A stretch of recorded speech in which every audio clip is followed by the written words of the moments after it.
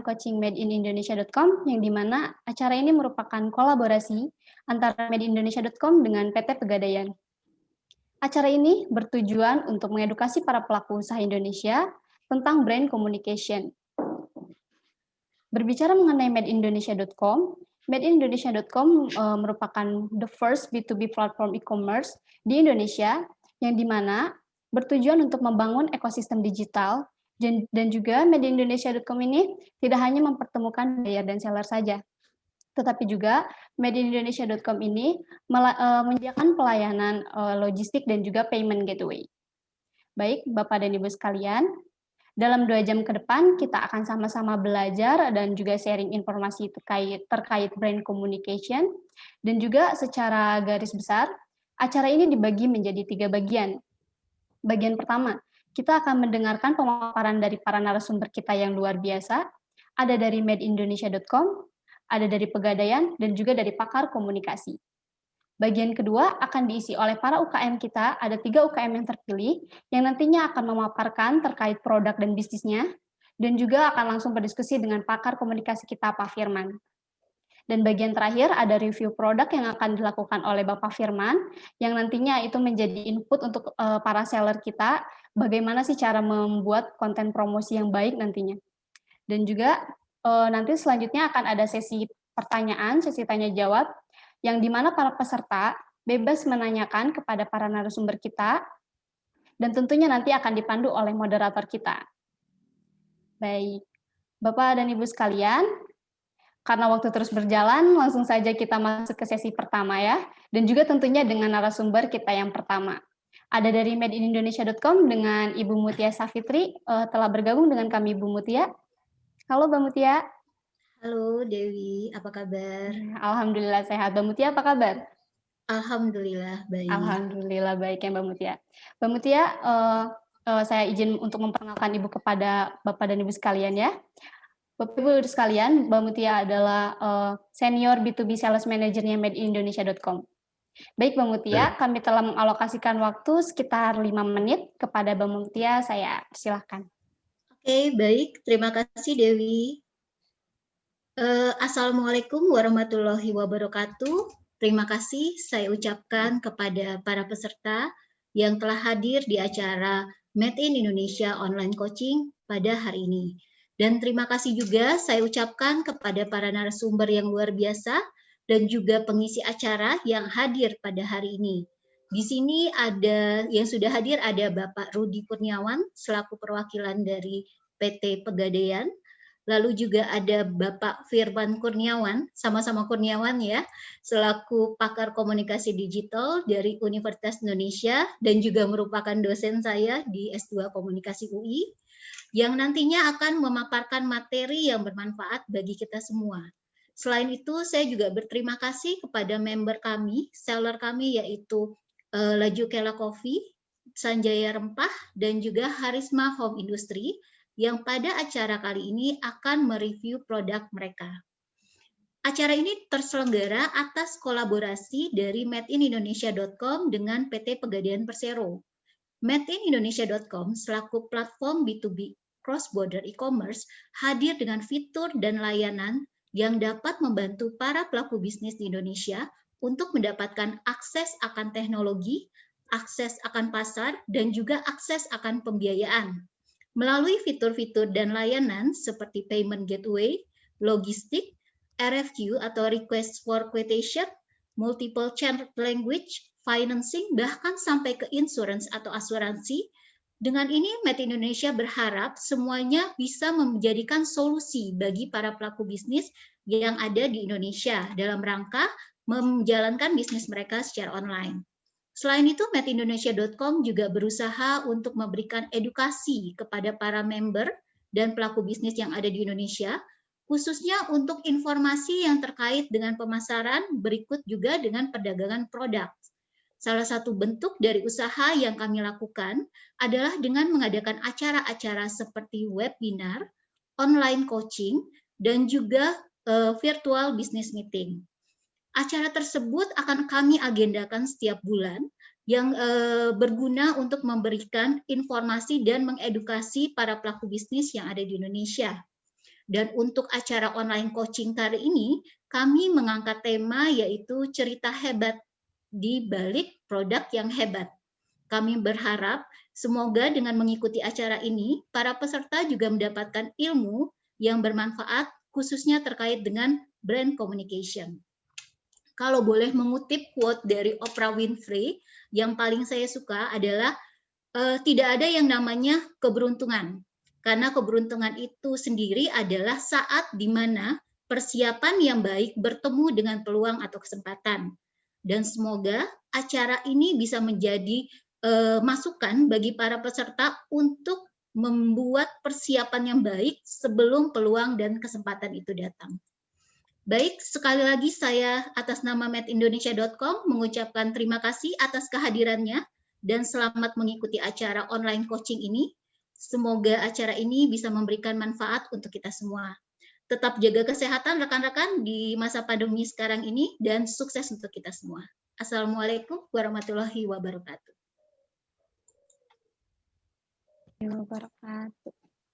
Baik, terima kasih Mbak Mutia atas pemaparannya.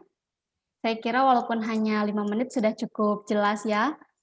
Oke, kita langsung saja masuk ke narasumber kita yang selanjutnya. Ada yang tak kalah kerennya nih.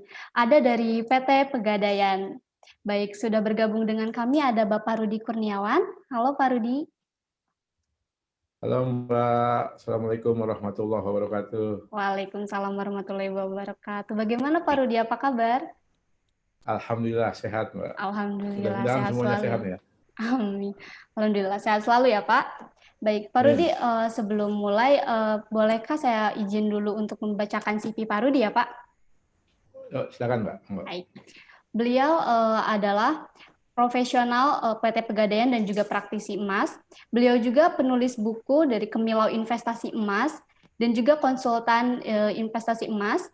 Juga ada praktisi bisnis emas dan pengajar ilmu menaksir emas. Begitu ya Pak Rudi? Ya. Ya, Pak Rudi, hari ini nih pandemi ini banyak menyerang bisnis di Indonesia tentunya Pak Rudi. Ya, betul. Tapi dari informasi yang Dewi dapat, Pegadaian malah sedang ramai-ramainya nih Pak Rudi. Iya, betul. Saya pribadi sejujurnya sangat penasaran sekali nih tentang Pegadaian. Oke, Pak Rudi, kami telah mengalokasikan waktu sekitar 20 menit untuk waktunya, saya persilahkan. Oke, baik. Terima kasih.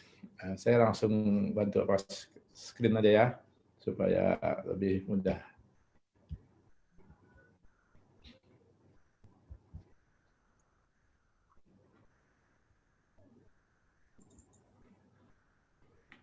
Oke, baik. Bismillahirrahmanirrahim. Assalamualaikum warahmatullahi wabarakatuh. Salam sejahtera untuk kita semua. Mudah-mudahan semuanya senantiasa dalam keadaan sehat walafiat, terbebas dari pandemi. Ya. Mudah-mudahan pertemuan yang terbatas secara virtual ini betul-betul bisa menjadikan sarana kita untuk saling berbagi pengetahuan, berbagi informasi, sehingga sama-sama kita bisa saling mengoptimalkan, ya, optimalkan satu sama lain. Baik, ini tadi sudah dibacakan ya. Saya ingin saya juga sudah mulai beberapa nih ada. Kalau ingin tahu tentang kepo-kepo tentang investasi emas, baik itu emas fisik dan lainnya, ada di channel YouTube saya ataupun juga di channel di akun Instagram saya. Bisa dilihat sudah cukup banyak yang saya share di situ. Ini bukunya, saya pernah menulis buku ya bersama 2 orang kawan.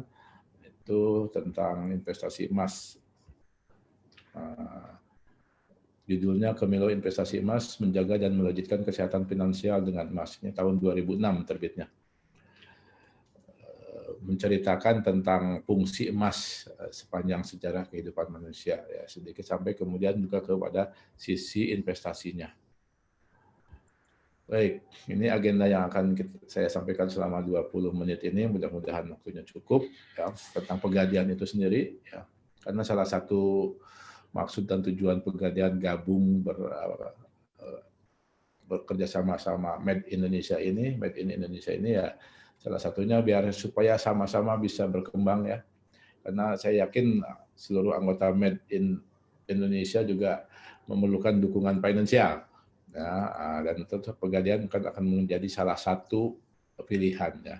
Nanti karena kami juga memiliki skim pendanaan untuk UKM, ya, usaha mikro dan lain sebagainya. Tapi pada kesempatan ini kita akan sedikit berbicara khusus pada lebih spesifik kepada bagaimana memanfaatkan hasil usahanya dalam bentuk investasi. Ya. Ini mungkin sejarah pegadaiannya, kita menjadikan perusahaan yang sudah lumayan panjang umurnya, ya. 1901 Pegadaian mulai ada, sudah berubah bentuk perusahaan yang sekarang sudah menjadi perseroan terbatas. Dalam rencananya 2 tahun ke depan kita mungkin akan IPO, ya, jual saham menjadi TBK, ya, PT perusahaan TBK. Tapi mudah-mudahan aja berjalan lebih lanjut, dan ini tentunya tidak lepas dari kebutuhan masyarakat akan jasa yang diberikan oleh Pegadaian. Ya, tadi saya mengutip Mbak MC bahwa kok Pegadaian malah di masa pandemi atau di masa krisis ini malah meningkat, ya. Jadi kita memang sudah punya bukti, ya, 3 kali berturut-turut resesi, ya, tahun 98, 2008 dan sekarang 2020 ini, di mana ketika perekonomian secara global menurun tapi malah Pegadaian meningkat. Ya, kenapa? Salah satunya itu adalah karena memang Pegadaian jasa layanannya memberikan pinjaman dengan agunan emas. Nah, di mana di saat-saat pandemi ini harga emas malah meningkat tajam. Sehingga memang kemudian emas yang dulunya misalkan awal tahun harga emas masih 700 ribuan. Kalau digadaikan mungkin dapat 600 ribu. Sekarang harga emas sudah 1 juta, ya, hampir 1 juta, dan kalau digadaikan menjadi 800. Malah yang ada adalah nilai aset masyarakat itu meningkat, ya, kalau disimpan dalam bentuk emas. Nah, itu salah satunya terbukti dengan sejarah, dan kemudian disitulah kami konsen bagaimana kemudian masyarakat itu lebih bagus menyimpan dalam bentuk emas. Tidak ada yang memfasilitasi lembaga lain, maka kamilah berinisiasi menjadi fasilitatornya. Nah, seperti itu. Ya, jadi Pegadaian ini gadai emas, pembiayaan dan jasa lainnya, payment system, pembayaran dan lain sebagainya, hampir semua bisa dilakukan melalui OT Pegadaian, dari mulai telepon dan lain sebagainya. Oke. Ini mungkin yang perlu dipahami kawan-kawan semua bahwa nih, Pegadaian itu tidak hanya untuk yang perlu dana saja. Kan kebanyakan masih berpersepsi tempat kepepet itu ke Pegadaian. Tapi sekarang Pegadaian juga memfasilitasi orang yang kelebihan dana, menyimpan asetnya. Nah, itulah kita menyediakan fasilitas produk investasi. Kenapa emas yang dipilih? Nanti akan saya sampaikan di slide selanjutnya. Nah, kemudian juga layanan lainnya, payment dan lain sebagainya ada di sampai remittance, ya. Kita juga menjadi agen ataupun perpanjangan tangan beberapa lembaga transfer uang baik global maupun lokal, ya. Ini ingin menjawab mengapa harus emas, ya. Karena ternyata emas itu adalah spesial aset, kemudian langka sehingga dia non-invasi, dan aset utama yang sangat liquid. Kenapa spesial aset? Ya, emas itu sebetulnya logam biasa saja, ya. Namanya AU, aurum, singkatan dari aurum yang artinya itu Dewi Fajar bersinar. Dia memiliki cahaya atau warna yang kuning cerah, dan itu disukai oleh hampir semua manusia. Karena kuning cerah tapi tidak menyilaukan. Kemudian memiliki sifat yang mudah dibentuk dan mudah dicampur dengan logam lain, sehingga menjadi pilihan untuk dijadikan perhiasan.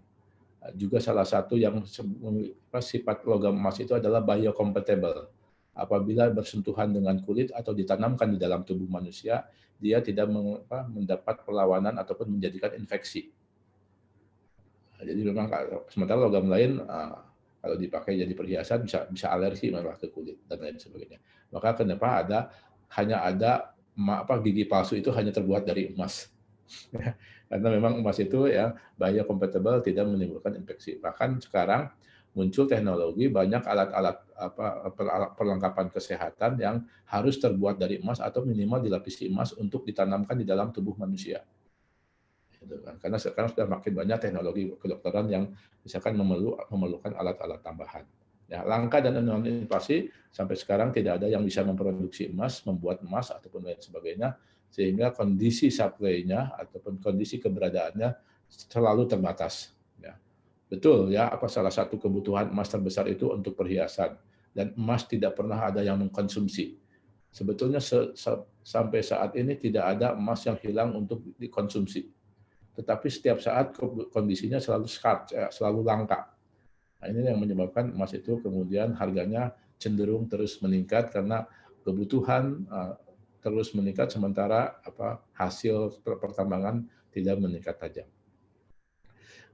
Kemudian aset utama yang sangat liquid, kita mungkin banyak mengenal, banyak melihat sejarah bahwa peninggalan kerajaan zaman dahulu selalu dibentukkan dalam bentuk emas, baik itu koin ataupun yang lain sebagainya. Dan kalau ditemukan sampai sekarang barang-barang tersebut masih memiliki nilai ekonomis yang cukup tinggi. Ya, terakhir ada penemuan koin-koin di pantai di Aceh. Ya, kemudian begitu ditemukan langsung terjadi rush, banyak orang ke sana menggali-gali, ya, dan setiap kepingnya itu dihargai 200.000. Kalau dilihat dari bentuknya sudah nggak mungkin dipakai untuk jual beli transaksi, tetapi ketika ditimbang gramnya ada hampir sekian gram, maka kemudian memiliki nilai ekonomis. Padahal itu konon kadarnya adalah peninggalan tahun 1600-an, 300 tahun yang lalu, tetap memiliki nilai ekonomis dan ternyata juga sangat mudah untuk dijual belikan sampai hingga sekarang. Ya, kalau kita melihat dari fungsi emas selama sejarah manusia adalah sebagai alat tukar, alat ukur, juga sebagai sarana penyimpan nilai, atau kalau kita terjemahkan sekarang sebagai sarana investasi. Ya. Sehingga sebuah negara pun sampai sekarang pasti hampir semua negara menyimpan sebagian cadangan devisanya dalam bentuk emas. Ya. Semua negara kalau mau currency-nya aman, tentunya persentasi cadangan dalam bentuknya emasnya harus semakin banyak. Jadi artinya kita bisa belajar kalau negara aja perlu emas, berarti sebuah keluarga pun juga perlu emas. Gitu, dalam rangka menyimpan asetnya, karena memang harganya akan meningkat, daya belinya tidak tergerus inflasi, dan juga sangat mudah untuk diperjualbelikan suatu saat. Bahkan dengan bantuan aplikasi ataupun dengan bantuan pencatatan digital, sekarang emas itu menjadi sangat liquid. Kapanpun juga secara real time bisa menjadi uang. Gitu kan. Tidak seperti sebelumnya, kadang-kadang kita susah mau jual emas, ya. Dan informasi harga juga sudah sangat terbuka. Kita bisa cek setiap perkembangan harga emas di beberapa platform digital ataupun juga di pasar emas. Ya. Kemudian fungsi yang berikutnya yang paling besar sebetulnya adalah untuk perhiasan. Oke, nah muncul kemudian diskusi apakah emas alat investasi atau bukan. Saya cenderung kepada yang mengatakan emas itu alat investasi, karena kalau dilihat dari teorinya katanya investasi itu ada investasi aset real dan investasi aset finansial. Emas masuk ke dalam kategori investasi aset real karena memang ada aset wujudnya. Ya. Kemudian kalau dilihat dari hasilnya, karena investasi tentunya harus memberikan hasil, maka emas termasuk kepada investasi pertumbuhan, ya, karena di situ ada investasi pendapatan tetap dan investasi pertumbuhan. Artinya investasi pertumbuhan, emasnya tetap 1 gram atau emasnya tetap 100 gram, tapi ketika dibeli awal tahun 2020 itu harganya ada 71 juta, kalau dijual sekarang harganya udah 98 juta. Nah, itu disebut aset pertumbuhan. Gramnya tetap, tapi nilai ekonomisnya, nilai rupiahnya menjadi meningkat. Ya. Ini yang ingin saya sampaikan, perkembangan harga emas dari tahun ke tahun, ya, 20 bulan tahun 2020, 10 bulan terakhir ini meningkatnya 34%, dari 717 sekarang di angka Rp960.000 per gram. Nah, kemudian dari tahun 2019 meningkatnya 20%, dari 596 menjadi 717. Ya. Kemudian kita lihat angka 10 tahun, harga investasi nilai emas meningkatnya 220%, atau rata-ratanya di 22% per tahun.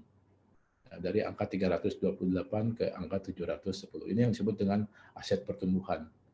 Ya. Nah, ini kalau lebih panjang lagi, sini ada cerita tentang seseorang yang mau menggadaikan membawa emas 1 kilo yang dibelinya pada tahun 84. Tahun 84 1 kilo itu dibeli dengan harga 12 jutaan saja. Tetapi ketika mau digadaikan kemarin Agustus tahun 2019, itu harga gadiannya udah 600 juta. Barangnya itu saja, kwitansinya udah sangat lapuk gitu ya, tetapi nilai emasnya malah meningkat 5.700% atau 57 kali. Dan kalau dihitung rata-rata 35 tahun itu 160% per tahun, ya. Karena di tahun 98 harga emas meningkat 3 kali lipat hanya dalam waktu 1 tahun. Nah, ini saya lewat aja. Nah, emas ini adalah komoditas, artinya harganya sangat tergantung kepada supply dan demand. Ya, jadi memang tidak ada satu institusi, satu perusahaan ataupun negara yang mampu mengintervensi harga emas. Karena harga emas ini harga komoditas yang bersifat global. Maka lebih aman. Beda dengan misalkan saham yang bisa naik turun hanya berdasarkan sentimen berita saja. Nah, bagaimana kondisi supply-nya? Ternyata supply emas ini makin ke sini makin sulit. Ya, kemudian biaya penambangan makin mahal karena yang asalnya dari perbukitan sekarang dari lembah yang harus diangkat. Kemudian juga kandungan emas yang didapatkan dari setiap tambang ini makin ke sini makin kecil, produktivitasnya makin kecil. Nah, demand-nya bagaimana? Demand-nya boleh saya katakan terus meningkat tajam. Yang paling meningkat tajam itu adalah untuk kebutuhan teknologi. Kenapa ada hubungannya dengan teknologi? Karena emas adalah superkonduktor dan satu kelebihan dibandingkan logam lain, emas bisa dibikin kabel menjadi ukuran nano. Ya, menjadi satu garis-garis penghubung kabel yang tidak terlihat sangat kecil, sangat tipis. Boleh dilihat bagaimana chip komputer ya IC komputer itu berwarna kuning ya itu ternyata terdiri dari ratusan atau mungkin ribuan garis yang menghubungkan antar komponen dan itu hanya bisa dilakukan oleh logam emas. Ya. Nah, keuntungan investasi emas dari sepanjang sejarah menunjukkan bahwa fungsinya emas berfungsi sebagai proteksi nilai, emas tidak mengalami inflasi, daya beli emas cenderung tetap, cenderung konstan, ya, harga emas cenderung naik. Ya, karena memang sebetulnya nilai rupiahnya ataupun nilai mata uang yang terus turun. Risikonya ada, yaitu risiko investasi emas bodong. Jadi kalau mau investasi emas, jangan pada institusi yang tidak jelas, ya, yang emasnya tidak terlihat. Kemudian juga emas palsu atau undercarating. Emas palsu sangat mudah untuk dipalsukan emas itu, dan banyak kita awam untuk membedakan asli atau palsu. Undercarating itu istilahnya adalah karat yang tidak sesuai dengan yang diklaim. Misalkan diklaim kadarnya 20 karat, tapi ternyata begitu diuji cuma 18 karat. Masyarakat awam banyak yang tidak tahu dan tentunya sebetulnya harganya berbeda tapi kemudian oleh toko ataupun penjual disebut sama. Kemudian risiko investasi emas yang berikutnya adalah penyimpanan. Karena emas bersifat fisik maka memang harus disimpan di tempat yang aman. Nah, ada beberapa strategi apapun yang difasilitasi oleh Pegadaian untuk investasi emas adalah beli sekarang saat ada uang. Ya, kalau punya investasi emas itu jangan tanya harga emas lagi naik apa lagi turun. Ya, ada uang beli itu aja. Kemudian lupakan. Nanti kalau ketika kita perlukan dicairkan baru kita tanya-tanya harga emas. Kemudian beli masa depan dengan harga sekarang. Nah, ini adalah investasi emas bentuk fasilitas investasi membeli emas dengan cara mengangsur. Ya, cukup bayar DP 20%, selanjutnya diangsur dan harga tetap sesuai dengan kesepakatan di awal. Di tengah jalan harganya meningkat, tetap cicilannya tidak berubah. Itu keuntungannya. Dan kita bisa membeli dengan sampai jangka waktu 3 tahun. Yang berikutnya adalah teori ataupun strategi investasi emas dengan sebutan sedikit-sedikit beli emas, tapi beli emasnya sedikit-sedikit. Nah, ini diakumulasi diwujudkan Pegadaian melalui tabungan emas Pegadaian. Nah, mungkin ini yang akan lebih menarik bagi kawan-kawan anggota Made in Indonesia itu adalah tabungan emas ya. Karena kita bisa beli emas dalam kepingan yang sangat kecil. Ya. Oke, jadi tabungan emas di Pegadaian berbeda dengan tabungan uang di bank. Tabungan emas di Pegadaian itu sebetulnya transaksinya itu adalah jual beli emas dengan fasilitas titipan. Datang ke Pegadaian bawa uang, setor, itu kemudian dikonversi menjadi emas. Dan emasnya langsung dititipkan. Jadi datang bawa uang, pulang bawa buku tabungan dengan saldonya gram. Misalkan hari ini bawa 960.000, setorkan, dicatat, kemudian langsung dikonversi menjadi emas 1 gram. Kita pulang tuh emas 1 gram. Misalkan bulan depan harga emasnya menjadi 1 juta, maka 1 gram itu dihargai 1 juta. Misalkan tahun 20 tahun ke depan harga emas menjadi 2 juta, ya maka harga emasnya ikut yang 1 gram itu jadi ikut 2 juta. Karena uangnya sudah nggak ada, yang tercatat adalah gram emas. Nah, ini sebetulnya buku tabungannya hampir mirip ya dengan buku tabungan perbankan, tapi di sini ada tulisan titipan emas Pegadaian. Ya, jadi memang sebetulnya adalah menitipkan emas. Ya, beli kemudian dititipkan ke Pegadaian. Nah, cara bukanya gampang, ya sama lah. Semua kita tahu sekarang buka rekening tabungan itu sangat mudah ya. Bisa di outlet Pegadaian, bisa di agen Pegadaian, ataupun melalui aplikasi Pegadaian digital. Itu gampang sekali. Syaratnya juga cuma cukup KTP dan setoran awal. Ya, ini biaya-biaya yang muncul ketika kita mau buka tabungan emas adalah biaya pembukaan rekening untuk penggantian bukunya, Kemudian biaya pengelolaan rekening, artinya biaya penitipan barang.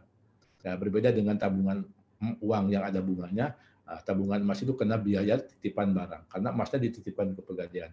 Biaya titipannya 30.000 dalam setahun atau 2.500 per bulan. Murah sangat kalau menurut saya, karena biaya ATM kita berapa sekarang. Biaya ATM kita per bulan bisa mulai dari 4.000 sampai 15.000. Kemudian dimulai menabung dengan 0,01 gram. Ya, 9.560 bisa beli emas 0,01 gram. Ini buku tabungannya di bagian halaman pertamanya sangat mirip dengan buku tabungan di perbankan. Nah, ini isinya, tanggal, ada sandi, ada gram, ada nominal uangnya, dan lain sebagainya. Ya, kolom transaksinya. Nah, ini setiap hari Pegadaian menerbitkan harga beli dan harga jual tabungan emas. Ya, untuk kalau kita mau beli di angka 8.000 bisa, ini 10 Juni ya, slide-nya belum saya rubah. Kemudian harga jual baliknya di angka 7.900. Jadi seperti ini. Jadi harganya memang berbeda dengan harga emas batangan. Ya. Harga emas untuk tabungan berbeda karena harga emas tabungan belum menghitung biaya cetak, karena memang emasnya belum dicetak. Sehingga lebih efisien kalau untuk investasi. Nah, ini contohnya. Ya. Ketika bawa uang 8.190 langsung dicatat ke nominalnya, dicatat dulu saldonya, kemudian saat itu juga dikonversi menjadi emas, misalkan jadi 0,01. Ya. Kemudian dilakukan terus, setiap ada uang masuk dicatat dulu nominalnya, lalu dikonversi dan saldonya kemudian diakumulasi. Ya. Baik, Pak Rudi, mohon maaf ya Pak, waktu Bapak tinggal 1 menit lagi Pak Rudi. Oke, siap. Ini sudah mau habis juga, Mbak. Nah, kalau yang ini adalah emas angsuran. Ya. Di Pegadaian adalah emas angsuran. Bisa dilakukan dengan cara mengangsur. Ini setiap hari diterbitkan juga oleh Pegadaian harga emas angsuran. Ya. Harga emasnya berapa, kemudian uang muka berapa, dan cicilan per bulannya sampai 36 berapa. Itu fix ya, flat ya, tetap. Ini mungkin yang terakhir, save gold now, it will save you tomorrow. Ya. Segera kita simpan emas karena kita akan menyelamatkan kita di suatu saat yang akan datang. Nah, ini ada yang dari Toba Beta, Never Trust Money, Modern Gold. Oke, itu mungkin beberapa yang bisa Pegadaian informasikan kepada anggota tim Made in Indonesia. Mudah-mudahan informasi ini menambah wawasan dan kemudian kita bisa langsung bersinergi untuk berbagai kebutuhan masing-masing. Demikian, terima kasih. Billahi taufiq wal hidayah. Assalamualaikum warahmatullahi wabarakatuh. Waalaikumsalam warahmatullahi wabarakatuh. Baik Pak Rudi, terima kasih Pak Rudi. Informasinya sangat menarik sekali Pak Rudi tentang Pegadaian. Saya yakin para peserta di sini juga, terutama saya, sudah menambah wawasan lebih tahu gitu tentang Pegadaian dan juga bagaimana sih cara berinvestasi dengan baik. Jadi beli emas dulu, baru dijual nanti ya Pak. Baik, terima kasih Pak Rudi. Baik, selanjutnya. Baik Pak Rudi, terima kasih. Baik. Bapak dan Ibu sekalian, untuk selanjutnya, langsung saja kita masuk ke sesi kedua atau bagian kedua, itu adalah acara online coaching yang akan dipandu oleh moderator kita yang paling kece, ada Kang Rambo. Silakan Kang Rambo. Ya, terima kasih Teh Dewi. Assalamualaikum warahmatullahi wabarakatuh. Salam sejahtera untuk kita semua. Salam kenal para peserta coaching online madeindonesia.com. Nama saya Ramdan Anugrah atau akrab disapa Kang Rambo. Hanya saja saya bukan Rambo seperti bintang film action 1980-an nih yang diperankan oleh Sylvester Stallone. Jelas bukan saya itu. Melainkan Rambo merupakan singkatan dari ya Ramdan Botak katanya. Jadi teman-teman kantor madeindonesia.com memanggil saya Rambo, kepanjangan dari Ramdan Botak. Sebenarnya agak body shaming ya, jangan contoh. Don't try this at home. Baiklah para peserta coaching online, madeindonesia.com sebagai sebuah platform B2B marketplace bagi produk-produk asli Indonesia untuk menjangkau pangsa pasar domestik dan internasional. Tak hanya fokus memasarkan produk dalam platform digital, melainkan kami mempunyai visi dan misi mencerdaskan para pelaku bisnis di Indonesia, khususnya yang ada di sektor UKM, agar siap untuk menembus perdagangan internasional, sehingga para pelaku bisnis UKM dapat teredukasi dengan baik mengkomunikasikan bagaimana produk-produk karyanya. Nah, untuk itu, acara coaching online kali ini terselenggara berkat kerjasama dan support dari PT Pegadaian Persero, dan nantinya akan ada hadiah menarik nih kalau Teh Dewi tadi sampaikan di depan dari PT Pegadaian Persero dan juga tentunya dari madeindonesia.com. Bagi para pemenang yang memberikan pertanyaan terbaik yang nanti akan dibacakan oleh saya, kalau kata Teh Dewi tadi selaku moderator yang terkece, katanya. Terima kasih Teh Dewi atas pujiannya. Nanti akan dibacakan oleh saya pertanyaannya, karena itu pada saat nanti Pak Firman dan juga nanti para peserta terpilih menyampaikan materinya, para peserta yang hadir bisa langsung memberikan pertanyaannya untuk mendapatkan hadiah yang menarik. Karena itu ikuti acara ini sampai selesai ya, dan jangan lupa kirim pertanyaannya. Tak hanya itu, bagi semua peserta yang hadir, nantinya akan ada hadiah menarik berupa tabungan emas dari PT Pegadaian Persero. Jadi semua yang hadir di sini akan mendapatkan tabungan emas dari PT Pegadaian Persero. Wah, terima kasih banyak Pegadaian. Kemudian coaching online kita di siang kali ini bertemakan cerita hebat di balik produk yang hebat. Tentunya di dunia bisnis, jika kita mengeluarkan sebuah produk atau menginovasikan sebuah produk, masing-masing dari produk tersebut mempunyai sebuah pesan, tujuan, dan cerita yang ingin disampaikan kepada para konsumennya. Namun tentunya tak bisa dipungkiri bahwasanya pesan yang ingin disampaikan atau cerita yang ingin disampaikan kepada para konsumennya itu ada beberapa kendala dan berbagai macam problematika yang menghampiri. Nah, untuk itulah madeindonesia.com coba untuk memberikan edukasi kepada para member madeindonesia.com terpilih untuk diberikan pemahaman akan produk-produk unggulannya. Sudah ada 3 member nih dari madeindonesia.com yang akan diedukasi langsung oleh coachingnya nanti.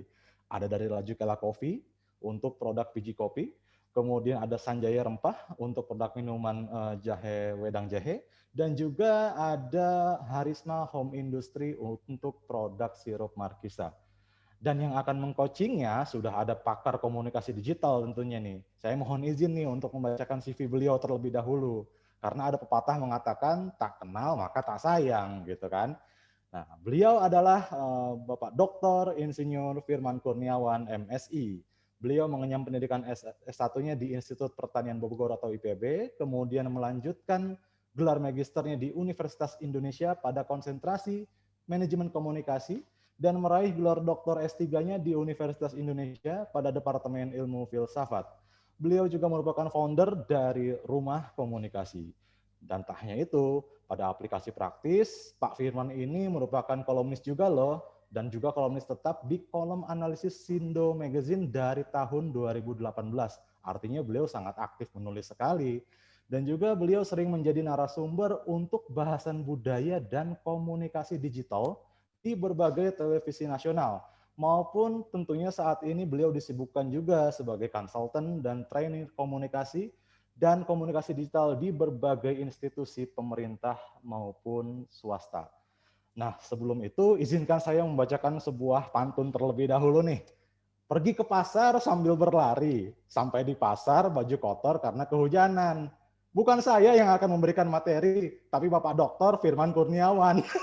Silakan Pak Dr. Firman Kurniawan, untuk waktu dan tempat kami persilakan. Baik, terima kasih Mas Rembo. Menarik sekali pembukanya, menghangatkan suasana. Para peserta sekalian, selamat siang, apa kabar? Senang sekali saya mendapatkan kesempatan untuk berbagi di siang ini. Mudah-mudahan ada manfaatnya. Jadi mungkin ada yang tadi belum disebutkan Kang Rembo. Jadi selain saya konsultan juga penulis, peneliti. Pekerjaan utama saya sebagai pengajar sebetulnya tadi sempat disebutkan oleh Mbak Mutia. Saya mengajar di Universitas Indonesia dan beberapa kampus yang lain. Nah, namun demikian tidak perlu khawatir bahwa yang akan saya berikan siang ini terlalu teoritis seperti berkuliah. Saya juga di rumah menjalankan bisnis UMKM, terutama produk milik istri saya, produk-produk yang berbahan baku coklat, itu dibuat menjadi 3C, cake, cookies, dan candy. Jadi ada permennya yang berbasis coklat, ada kue-kue kering yang berbasis coklat, juga kue-kue ulang tahun yang berbasis coklat. Jadi Itu sudah dimulai sejak tahun 2005, jadi 15 tahun yang lalu. Saya mencoba memahami dinamika apa yang ada di produk-produk UMKM, dan sebetulnya UMKM itu mempunyai tantangan yang tidak kalah rumitnya dengan industri besar seperti Garuda Food, Indofood, dan sebagainya. Nah, sebagai pengantar di coaching online ini dengan judul yang sangat hebat, cerita hebat di balik produk yang hebat, saya ingin sharing bahwa ada seorang ahli pemasaran yang menyebut bahwa problem pemasaran produk itu bukan pada produknya sendiri. Jadi seringkali ada produk yang sangat hebat, sangat bagus. Kalau kita teliti secara kandungan, secara proses, kemudian tampilan sampai kemasan itu unggul, tetapi ketika berhadapan dengan kompetitornya yang sebetulnya biasa-biasa saja, tidak mempunyai keunggulan yang luar biasa, tidak punya kemasan yang hebat, apalagi proses yang mungkin sangat canggih, tapi yang produk kompetitornya ini menjadi lebih sukses. Nah, dalam penelitian kami, mengapa itu bisa seperti itu? Ternyata konsumen itu kan tidak terlibat dan tahu bagaimana sebuah produk itu dihasilkan. Bagi dia yang penting adalah bagaimana produk tersebut tampil di hadapan dirinya, tampil di hadapan konsumen. Nah, tampil di hadapan konsumen itu artinya kan komunikasi. Nah, jadi value dari produk itu dibangun oleh komunikasinya. Kalau seorang anak di dunia ini jumlah penduduk sudah 7.750.000.000. Jadi kalau lahir anak ke 7.751.000.000 hari ini, mungkin dia tidak akan dikenal. Nah, bagaimana caranya supaya dikenal di antara begitu banyak anak yang lain? Itu harus dikasih nama. Nah, dan nama itu bukan sekedar nama, karena untuk nama yang sama itu sangat berpeluang banyak sekali nama yang sama. Nah, tadi seperti Mas Ramdan. Mas Ramdan ada jutaan mungkin nama Ramdan itu baik di Indonesia atau negara-negara lain yang lazim menggunakan Ramdan. Nah, akhirnya bagaimana cara Ramdan ini supaya dikenal? Nah, macam-macam caranya. Misalnya mungkin dengan sengaja supaya tampil berbeda, menghabiskan rambutnya, kemudian menyebut dirinya sebagai Ramdan botak tadi ya, menyebut sendiri, jangan marah Mas ya. Nah, sehingga ketika nama Ramdan ini disingkat menjadi Rembo, itu punya value yang menarik dan orang akan berpikir, kenapa? Apanya yang Rembo dari Mas Ramdan ini? Nah, itu adalah cerita tentang value dari sebuah produk. Nah, jadi hal yang pertama yang ingin saya sampaikan agar sebuah produk memiliki value atau nilai, itu harus punya nama yang kita sering sebut sebagai branding. Nah, branding ini sering diawali dengan penyusunan kategori produk. Jadi kalau hanya sekedar nama tadi orang susah mengingatnya. Sama kalau kita penduduk Indonesia ada 270 juta hari ini, kalau hanya sekedar nama Muhammad Irwan atau Firman Kurniawan, jumlahnya banyak. Nah, bagaimana supaya kita dikenal oleh orang? Itu harus masuk ke kategori. Misalnya, Firman adalah orang yang sudah menulis lebih dari 100 artikel di majalah, misalnya. Akhirnya menjadi Firman Kurniawan penulis. Nah, itu adalah kategori sebuah produk. Demikian juga misalnya Ramdan. Ramdan yang mana?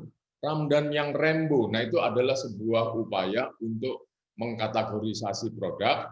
Di sini kita nanti akan berbicara tentang ada produk kopi, ada produk sirup markisa, ada produk minuman rempah dan sebagainya.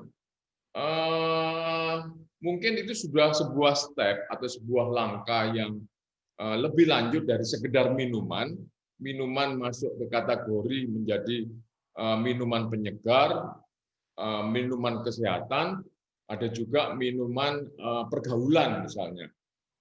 Misalnya yang markisa adalah minuman penyegar, kopi adalah minuman pergaulan, dan kemudian rempah adalah minuman kesehatan. Nah, itu sebuah langkah yang kita sebut sebagai kategorisasi produk. Jadi nantinya kita tidak sekedar punya nama, tapi juga kategorisasi produk, dan itu bisa dilanjutkan lebih jauh, misalnya minuman penyegar khas Bogor misalnya. Nah, sehingga kategorinya lebih sempit, lebih tajam, orang lebih mudah mengingat-ingat. Yang kalau dibalik, saya membutuhkan minuman penyegar yang khas dari Bogor, apa ya? Nah, itu mungkin bisa masuk ke produknya Pak Ranggarantu, Markisa Bogor. Nah, jadi dengan adanya kategorisasi produk ini sebetulnya memudahkan orang untuk mengingat-ingat, untuk loyal terhadap sebuah produk, yang itu semua kita sebut sebagai value dari sebuah produk. Nah, ini adalah sebuah model. Jadi apa sih gunanya nama-nama produk itu? Kalau kita lihat mulai dari tusuk gigi kita di rumah, pasta gigi, kemudian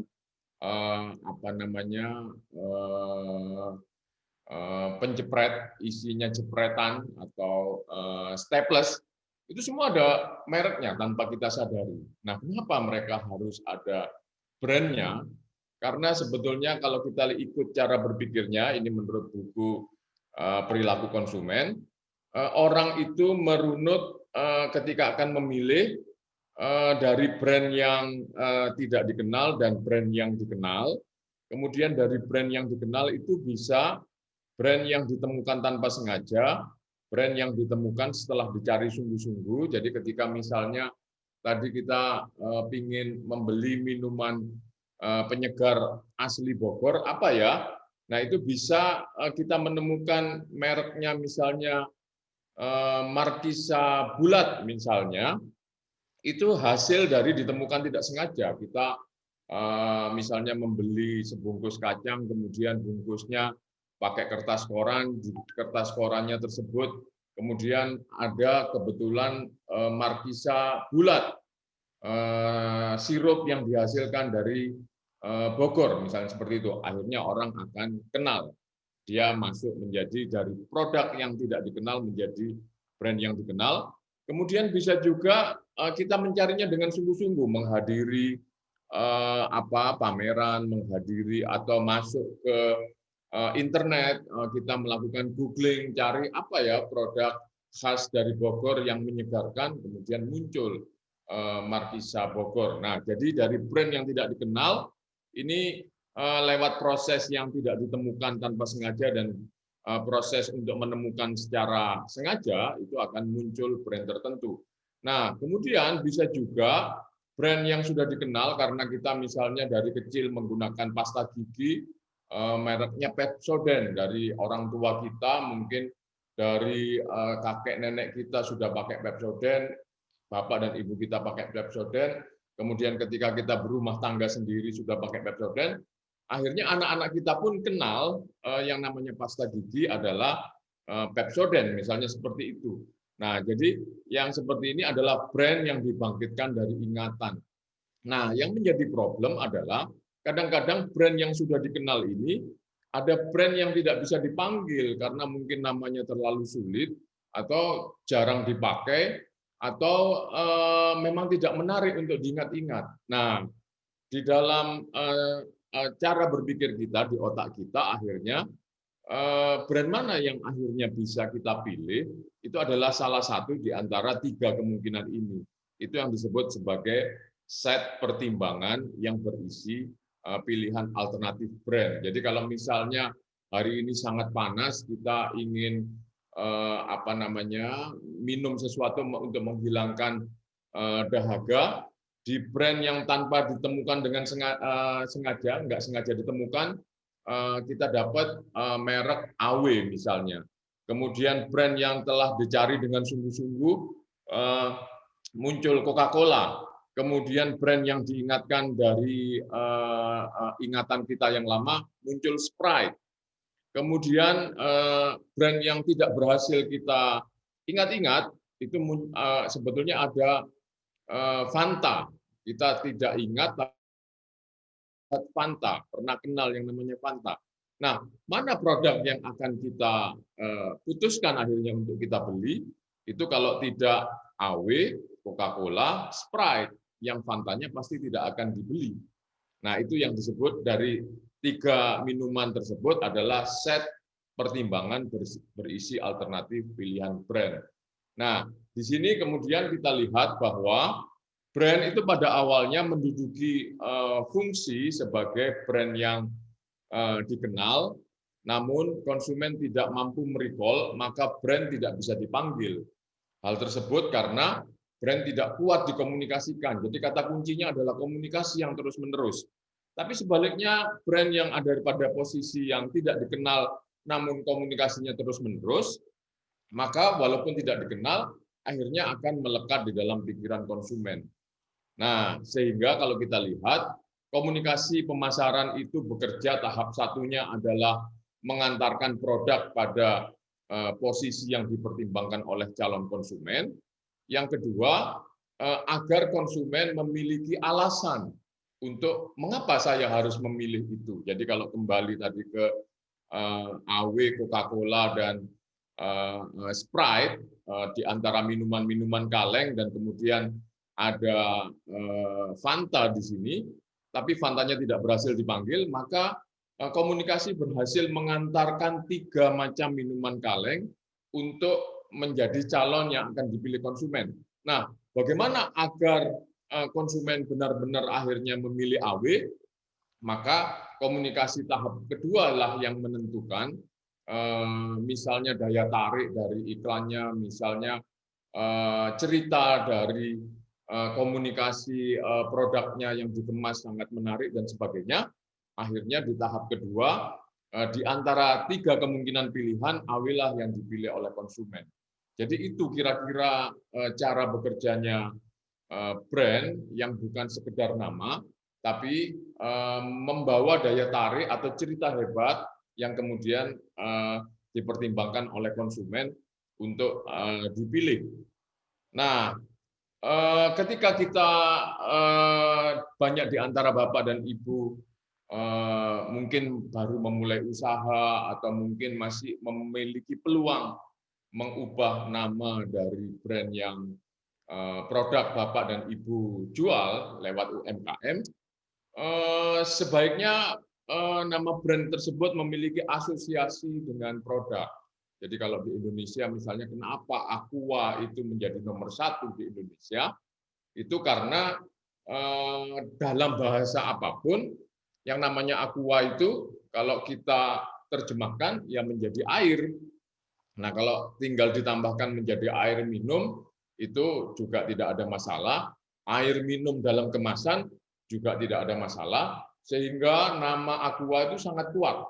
Makanya kalau Bapak dan Ibu lihat di daerah-daerah lain, kemudian mencoba menggunakan nama perpanjangan dari Aqua, misalnya Aqua Siat, Aqua Air, Aqua Hydro, dan sebagainya yang mengandung Aqua, itu karena dia sangat kuat mempunyai asosiasi dengan produk air yang sedang dijual. Jadi sebisa mungkin kalau kita ngomong nama itu ada hubungannya. Demikian juga misalnya kenapa permen Kopiko itu kok juga kuat dibandingkan permen rasa kopi lain, ada kopi kapal api, kemudian kopi latte dan sebagainya. Kopiko sangat kuat karena di situ menggambarkan permen rasa kopi, permen tertentu yang aromanya kopi dan juga mempunyai khasiat menahan ngantuk sebagaimana seperti kopi. Jadi ada asosiasi antara nama dengan produknya, itu akan mudah diingat. Yang kedua, mudah dilafalkan, biasanya tidak lebih dari 3 suku kata. Jadi seperti aqua itu kan 2 suku kata, aqua, kemudian seperti host kita, Made in Indonesia, itu ada 6 suku kata, tapi kemudian disingkat sendiri oleh foundernya, pemiliknya menjadi Mind, itu agar mudah diucapkan. Jadi kalau Made in Indonesia, orang itu akan keberatan memanggil namanya. Contoh lain, di Indonesia ada universitas namanya Paramadina. Ada 5 suku kata, akhirnya konsumen menyingkat menjadi Parmat.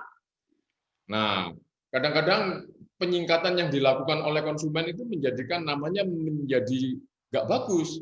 Sehingga agar produk Anda tidak disingkat menjadi tidak bagus, sebaiknya sudah Anda siapkan. Kalau terpaksa harus lebih dari 6 suku kata, lebih dari 3 suku kata, siapkan juga penyingkatannya. Tadi seperti Made in Indonesia, mereka sudah siapkan dengan 1 suku kata namanya Mind. Nah, itu akan mudah diingat-ingat, Mind is Made in Indonesia. Ya, Pak Kemudian Firman. juga perlu pertimbangkan ketika diterjemahkan menjadi bahasa lain, itu kadang-kadang menjadi artinya berbeda. Pada tahap awal Coca-Cola masuk ke Cina, itu orang nggak mau beli. Kenapa? Ketika dia dilafalkan dalam bahasa Cina, Coca-Cola misalnya, itu artinya adalah kecebong di dalam kaleng. Nah, siapa yang mau beli kecebong di dalam kaleng? Jadi hati-hati ketika sebuah nama untuk brand diterjemahkan ke bahasa setempat di mana kita menjual produk, itu kira-kira kalau diterjemahkan menjadi apa? Apakah menjadi berbeda yang merugikan? Apakah menjadi berbeda yang menguntungkan? Apakah berbeda menjadi porno misalnya? Ada beberapa produk, ada di Indonesia masuk peralatan dapur, itu sangat mewah, desainnya sangat menarik, warnanya juga menarik, tapi tidak bisa dipasarkan ke Indonesia karena brand itu kalau diterjemahkan artinya adalah alat pembuangan manusia. Anda kira-kira sendiri apa namanya alat pembuangan manusia tersebut, sehingga bahkan para investor yang ingin membuka cabangnya di Indonesia nggak mau pakai itu karena pasti tidak akan laku. Nah, seperti itu nanti bisa Bapak dan Ibu googling ketika diterjemahkan ke dalam bahasa lain, produk Bapak dan Ibu kira-kira jadi apa? Kalau di Jakarta misalnya, dulu istri saya masih sampai sekarang pakai brand kepik candy. Nah, di Jakarta kepik itu adalah binatang yang menarik, dasar tubuhnya warnanya hitam, kemudian ada titik-titik, kalau enggak merah juga kuning. Kemudian kalau di bahasa Inggris kan itu juga menarik, ladybugs. Tapi begitu dipasarkan ke Sumatera, itu adalah nama serangga yang dihindari orang. Nah, sehingga untuk pemasaran di daerah Sumatera agak terganggu seperti itu. Pak Nah, Firman, kemudian Pak juga Firman, yang perlu dipertimbangkan. mohon maaf, Pak Firman. Ya. Waktunya tinggal 1 menit lagi, Pak Firman. Baik. Untuk presentasi. Kemudian yang lain adalah perlu dilihat bahwa nama negara tertentu itu membawa kesan seperti nama-nama kenapa ada komputer rakitan dari Indonesia ketika dikasih Made in Indonesia itu nggak laku karena untuk produk yang berteknologi tinggi itu seringkali Indonesia tidak dipercaya. Tapi produk-produk seperti handicraft dan sebagainya, batik kenangan atau kerajinan tangan yang lain yang pakai nama-nama daerah itu sangat digemari di seluruh dunia. Nah, itu negara itu juga membangun persepsi tentang kualitas produk. Kemudian juga kita perlu apakah nama yang kita pakai juga dipakai oleh pesaing. Nah, itu kurang lebih tentang prinsip membangun value. Jadi problem pemasaran produk bukan hanya pada produknya, tapi bagaimana produk itu dikomunikasikan bagaimana produk itu dikemas. Tadi ada sebagian sudah disebutkan oleh Mas Ramdan. Ada cerita apa di balik sebuah produk? Kalau kita lihat iklan di YouTube Tropicana Slim misalnya, dia pakai pendekatan web series, produk itu punya cerita. Nah, orang akhirnya yang biasanya menghindarkan iklan atau komunikasi produk, itu justru menunggu seri-seri berikutnya dari Tropicana Slim. Nah, itu nanti kita akan perdalam di diskusi kita. Untuk pengantar kurang lebih itu, saya kembalikan kepada Mas Ramdan. Terima kasih. Assalamualaikum warahmatullahi wabarakatuh. Waalaikumsalam warahmatullahi wabarakatuh. Terima kasih Pak Firman. Pengennya memang berlama-lama nih. Saya sendiri sebagai pendengar penyimak materi Pak Firman, wah mantap materinya Pak. Tapi kita masih ada agenda lainnya, yaitu kita masuk kepada langsung untuk pemateri. Nah, pada saat ini madeindonesia.com sudah melakukan kurasi terlebih dahulu terhadap UKM-UKM yang telah menjadi member di madeindonesia.com. Kita sudah mengambil 3 member dari madeindonesia.com. Untuk yang pertama ini pematerinya ada dari ownernya Laju Kela Coffee. Nama brandnya Laju Kela Coffee bersama Bapak Iwan Agung.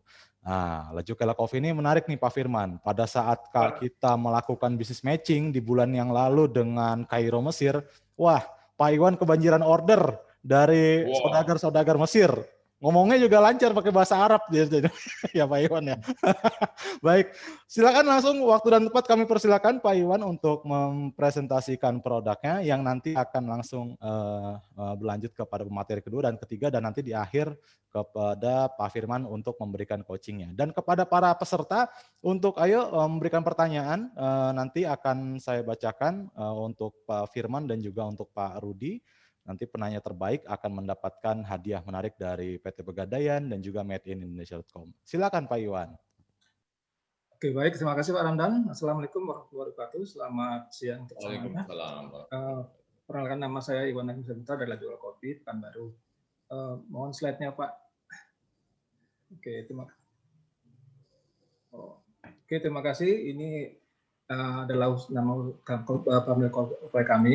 Jadi kami intinya adalah menjual biji kopi mentah, masak, atau bubuk. Tapi juga kita membawa UMKM lainnya dalam di Made Indonesia ini. Maksudnya di under trading Laju Kela. Next. Ini ada informasi produk kami, biji kopinya, masa atau brand kami, dan juga beberapa UMKM yang saya ajak gabung, karena kan UMKM harus saling membantu gitu dalam masalah COVID sekarang ini. Gitu. Next.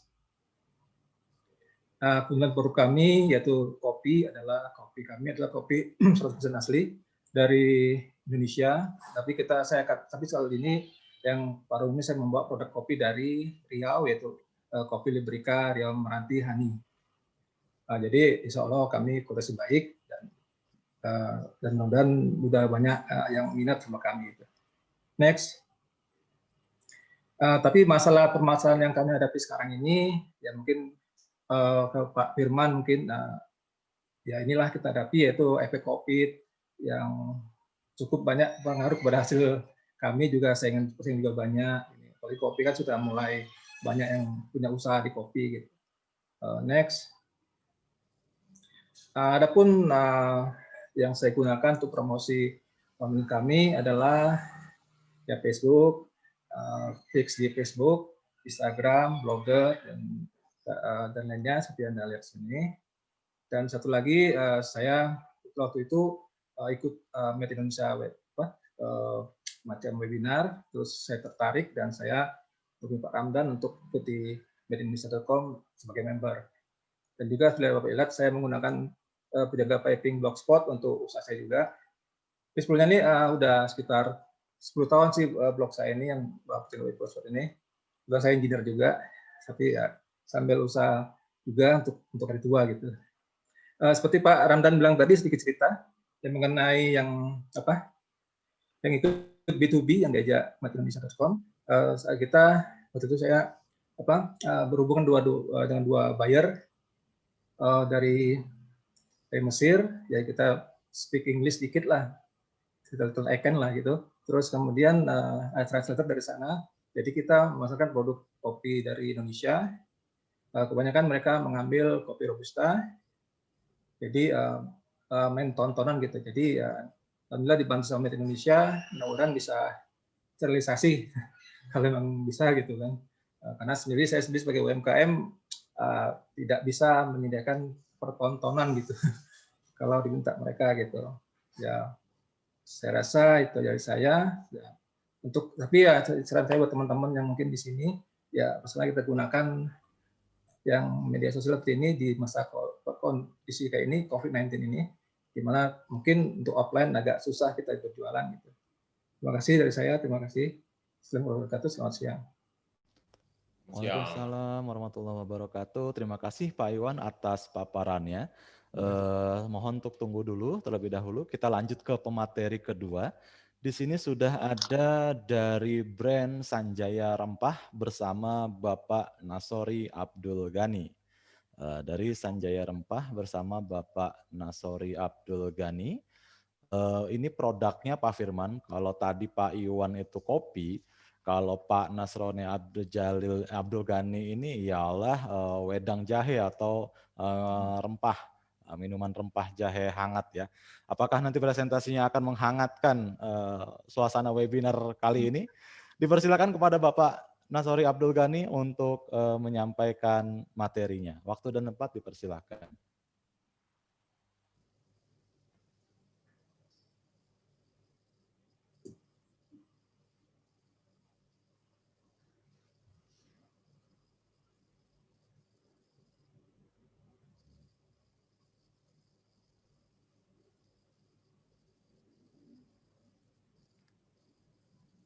Bapak Nasori, apakah sudah terhubung? Operator, mohon untuk dibantu dari Pak Nasori Abdul Ghani dari Sanjaya Rempah. Dipersilakan Pak Nasori untuk memaparkan produk dan materi dan nanti akan di-coaching langsung oleh Pak Firman Kurniawan.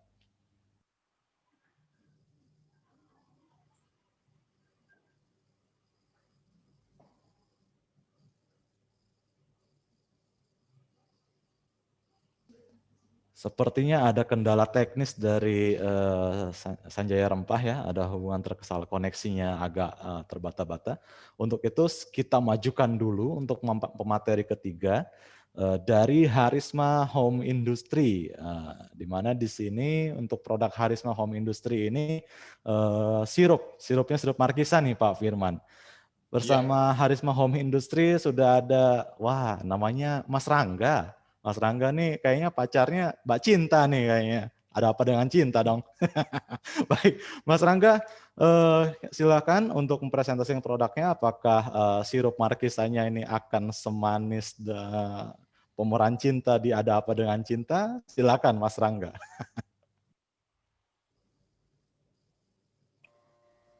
Ya, baik, terima kasih Mas Rangga telah memberikan waktunya kepada kami. Baik, sebelumnya perkenalkan, nama saya Rangga.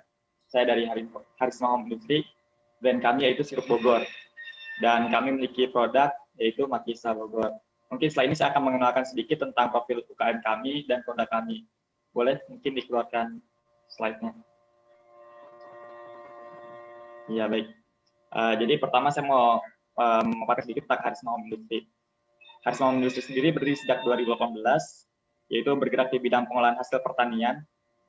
Harisma Home Industry berkomitmen untuk menciptakan produk yang sehat dan bermanfaat. Saat ini Harisma Home Industry memiliki produk berupa sirup Markisa Bogor dengan brand sirup Bogor. Oke, next.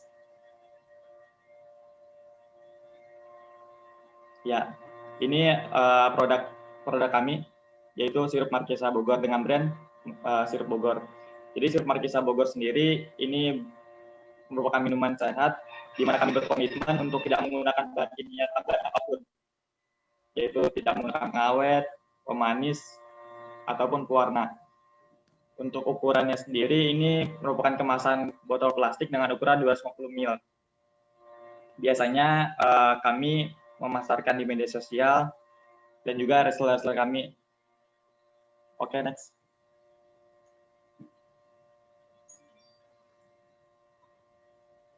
Jadi kami memiliki beberapa keunggulan dari Markisa Bogor. Pertama, ini minuman sehat sudah pasti. Yang kedua, memiliki kandungan vitamin. Kandungan vitamin sendiri di Markisa berbagai macam, yaitu vitamin C, serat, vitamin A, antioksidan. Yang jelas, dari Markisa sendiri setelah diolah menjadi sirup, tidak terlalu signifikan berkurangnya atau hilangnya nutrisi. Yang kemudian keunggulan kami yaitu tidak menggunakan bahan kimia tambahan. Dan yang terakhir, kami sudah memiliki izin, produk kami sudah memiliki izin edar yaitu PIRT. Next. Selanjutnya ada sedikit masalah pemasaran yang dihadapi oleh Markisa Bogor. Masalah pemasaran yang dihadapi kami saat ini yaitu adalah produk belum terlalu dikenal, karena produk kami baru berjalan beberapa tahun. Yang kedua, kami masih belum menemukan pangsa pasar yang tepat untuk produk kami. Dan yang terakhir, kami masih belum bisa mengelola sosial media dengan baik. Boleh next.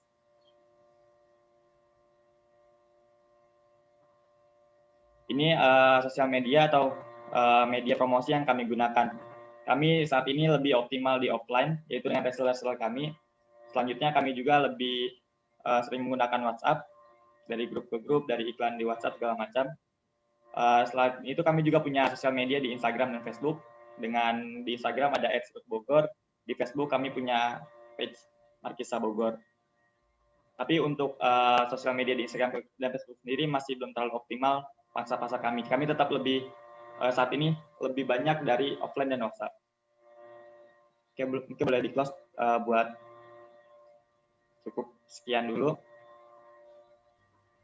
Ya, mungkin itu aja pemaparan dari saya dari Harisma Industri terkait sirup Bogor. Kalau teman-teman peserta di sini penasaran dengan Markisa Bogor, nanti teman-teman bisa cek langsung aja di madeindonesia.com, tinggal search sirup Markisa Bogor. Itu aja, Pak Ramdan. Terima kasih. Selamat siang. Selamat siang, Mas Rangga. Berarti benar tebakan saya. Akan semanis seperti pemeran Ada Apa Dengan Cinta nih, Dian Sastrowardoyo. Baik, selanjutnya untuk pemateri terakhir, Bapak Nasori Abdul Ghani dari Sanjaya Rempah. Apakah sudah terhubung dengan madeindonesia.com? Ya, sudah. Iya. Assalamualaikum warahmatullahi wabarakatuh. Waalaikumsalam warahmatullahi wabarakatuh. Akhirnya Pak Nasori. Ya. Silakan Pak Nasori, waktu dan tempat kami persilakan. Baik. Terima kasih banyak. Kita mulai, Pak. Ya, kami dari Sanjaya Rempah. Sanjaya Rempah itu kita ada di Semarang. Kita juga kami menyajikan wedang rempah dengan cara praktis. Karena selama ini kita kalau wedang rempah itu ya kayak gitu itu harus dicuci dulu dan lain sebagainya. Nah, kita coba inovasi dengan kemasan kantong teh celup. Dan kita mulai jadi masa pandemi ini saya kira berkah bagi kami karena Februari 2020 kita mulai jual ke masyarakat, kemudian kalau nggak salah awal Maret kita sudah dapat izin PIRT-nya. Next. Ya, jadi karena wedang rempah ini karena masa pandemi yang seperti ini, maka rempah-rempah itu kan terkenal dengan khasiatnya sebagai imun booster.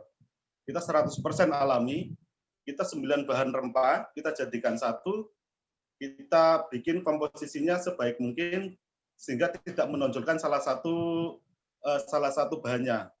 Maaf tadi Pak Ramdan itu wedang jahe, saya karena image kita itu rempah itu jahe, tapi saya pengen bahwa rempah itu bukan cuma jahe. Rempah itu ada banyak di Indonesia. Gitu Pak G. Next, Pak. Oke. Keunggulannya kita lebih praktis, tinggal kita kasih air yang mendidih, kita tuangkan ke dalam gelas, kemudian bisa dikombinasikan dengan gula, madu, susu. Nah ini anak saya yang umur 4 tahun, itu hampir setiap pagi itu minta wedang rempah yang dikasih susu. Itu anak saya. Next Pak. Oke. Kemudian masalah pemasaran. Yang saya hadapi, sekarang ini banyak agen atau reseller yang kemudian berhenti tidak menjual, padahal di awal mereka sangat produktif. Di 2-3 bulan mereka penjualan bisa sampai 250 sampai 500 bungkus. Tapi di bulan berikutnya itu turunnya bisa drastis. Ini yang saya lagi berpikir apa ini gitu. Karena sebenarnya karena memang saya tuh fokus di produksi. Untuk pemasaran saya serahkan ke agen-agen dan resellernya. Next Pak. Oke. Kemudian sosial media yang digunakan, kita ada Facebook dengan Facebook page-nya itu Sanjaya Wedang Rempah, sudah disukai 1093 orang, diikuti oleh 1.100 orang, Instagram @rempahsanjaya27, blog Sanjaya Wedang Rempah wordpress.com, WhatsApp dan YouTube. Sama ini yang Made in Indonesia, saya sangat berterima kasih sekali dengan Made in Indonesia. Maju. Gitu Pak, matur suwun banyak.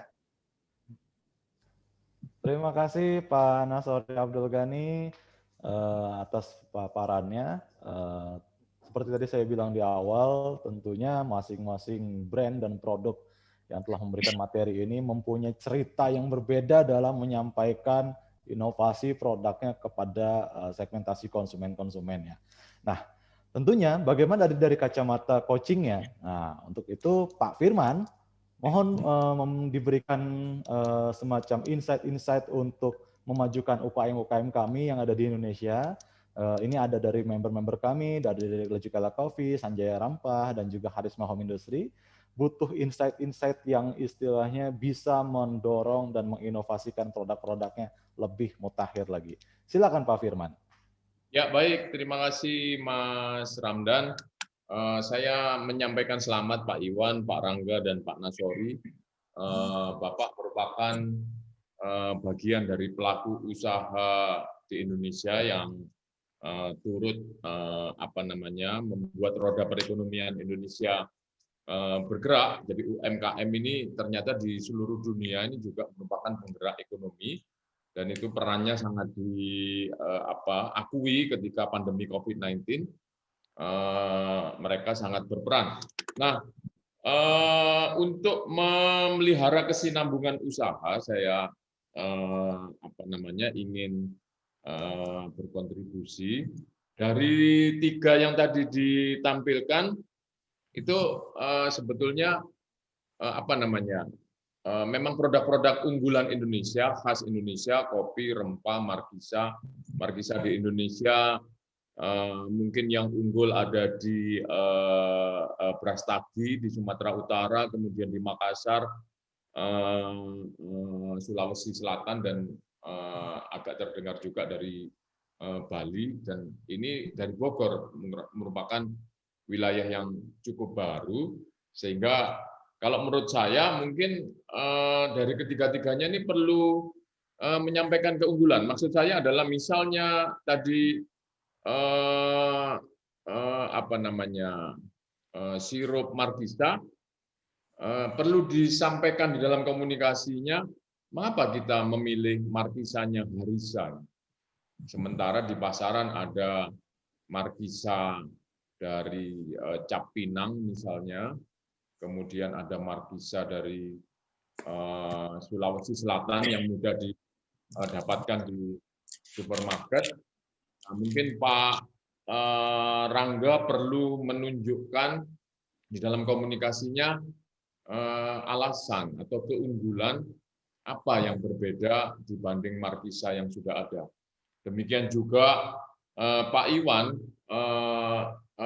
yang agak tidak bagi saya, apakah biji kopi ini lebih dijual ke end user, penikmat kopi harian di rumah tangga, atau kepada B2B, business to business, di kafe-kafe yang besar, di mungkin Starbucks, mungkin Excelso, atau hari ini banyak sekali gerai-gerai kopi yang fancy seperti kopi Kenangan, kopi Tuku, dan sebagainya. Yang menjadi konsumen Bapak ini siapa, dan di situ perlu tunjukkan keunggulan pemasok biji kopi ini sangat banyak. Nah, sehingga dari saran saya tadi, ketika kita membangun komunikasi dimulai dengan kategorisasi. Kategorisasi yang pertama adalah ini apakah kopi robusta, apakah kopi arabica. Kemudian ketika salah satu ini robusta dari mana misalnya, ini biji kopi saya adalah robusta Temanggung. Nah, mungkin Bapak bisa mengembangkan pakai narasi kopi yang tumbuh di daerah bekas daerah vulkanik, daerah letusan bekas letusan gunung berapi, itu biasanya kopinya unggul.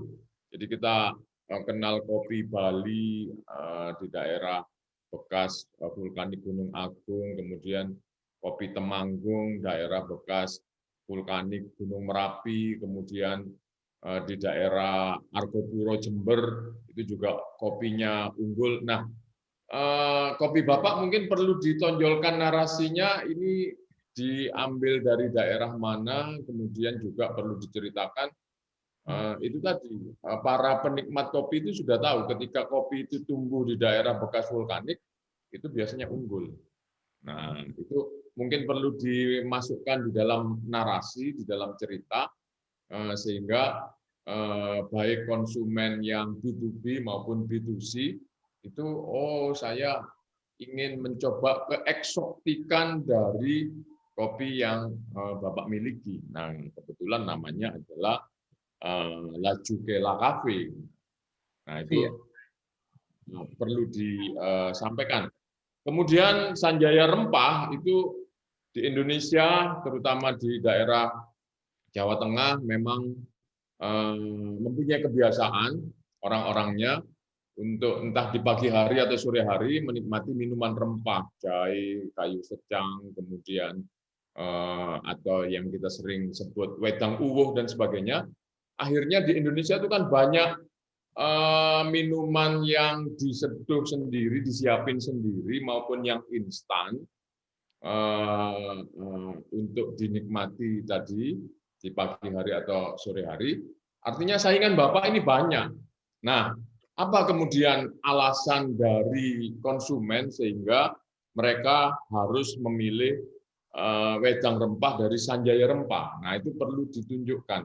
Misalnya terbuat dari rempah-rempah terpilih yang tumbuh di daerah apa misalnya, kemudian melalui processing yang sangat teliti sehingga kandungan rempahnya tidak hilang akibat pemrosesan, dan kemudian juga tidak ada salahnya ketika Bapak menghadirkan testimonial dari pengguna rempah, ini memang beda, gitu. Ini memang beda. Atau mungkin kalau kebetulan Bapak sempat menikmati ada rempah di Simpang 5 Semarang, itu ada satu tempat namanya Prasojo, itu menjual 10 macam rempah yang kemudian disajikan secara segar. Nah, itu ada komunitas atau sekelompok orang yang menikmati rempah tersebut dan fanatik tersebut. Nah, itu kalau bisa dimanfaatkan, misalnya Sanjaya Rempah seenak Prasojo Rempah, misalnya seperti itu akan secara jejaring itu akan menimbulkan sebuah cerita, Jadi wilayah-wilayah tertentu itu memang unggul minuman rempahnya. Jadi dari 3 produk yang sudah dipresentasikan tadi, yang mungkin perlu ditambahkan, itu adalah apa keunggulan khusus dari produk-produk yang Bapak pasarkan ini, sehingga konsumen harus memilih produk Bapak. Nah, karena kopi, wedang rempah, kemudian sirup markisa, itu banyak saingannya. Nah, jadi kita perlu menyeruak, perlu muncul dengan sebuah alasan bagi konsumen agar mereka memilih produk tersebut. Nah, itu mungkin Mas sebagai pendahuluan Mas Ramdan. Mungkin bisa dilanjutkan dengan tanya jawab seperti itu. Baik, terima kasih Pak Firman atas penjelasannya. Dan terima kasih pula kepada 3 pemateri yang sudah mempresentasikan produknya. Mudah-mudahan apa yang di-coaching oleh Pak Firman bisa diaplikasikan di dalam kegiatan proses produksinya nanti di masing-masing kesempatan. Dan tentunya acara selanjutnya ini ialah question and answer, yaitu tanya jawab. Sudah banyak nih penanya yang masuk ke redaksi madeinindonesia.com. Sudah ada beberapa penanya, nanti akan langsung dijawab oleh Pak Firman dan juga Pak Rudi Kurniawan dari PT Pegadaian. Nah, pertanyaan pertama nih ada dari Ibu Masrurah dari Bogor. Dari Ibu Masrurah dari Bogor untuk Pak Rudi Kurniawan dari PT Pegadaian nih. Nah, beliau ingin bertanya, Pak Kurniawan, itu berapa sih batas minimal tabungan emas, maksudnya berapa batas minimalnya? Dan kemudian batas pengambilan setelah berapa gram, kemudian dan ditentukan tidak setelah berapa tahun itu bisa baru diambil. Seperti itu Pak Rudi. Kemudian sudah ada penanya juga yang masuk untuk Pak Firman Kurniawan. Yang pertama ada dari Bapak Agam dari PT Mitra Niaga Indonesia, CV Mitra Niaga Indonesia. Pertanyaannya ialah, untuk brand dengan pasar ekspor, kami selalu tidak percaya diri nih Pak, jika harus memakai brand sendiri untuk strategi market entry di negara baru. Kami selalu mencoba cari distributor lokal atau importir di negara tersebut yang sudah memiliki brand dikenal di sana untuk bekerja sama. Apakah ada saran Pak bagaimana membangun brand sendiri untuk pasar yang belum pernah dimasuki? Karena faktor brand yang belum dikenal di negara tujuan ekspor selalu kami anggap sebagai weakness produk kami sendiri. Mohon sarannya Pak, terima kasih. Silakan untuk dijawab dulu Pak Firman, baru kemudian Pak Rudi. Oh, dari saya dulu. Boleh. Pak Rudi sudah siap? Pak Rudi? Rudi aja. Pak Rudi? Siap, Pak. Cuman apa? Video saya nggak bisa dibuka ya? Katanya dibatasi sama untuk dibuka videonya Pak Rudi.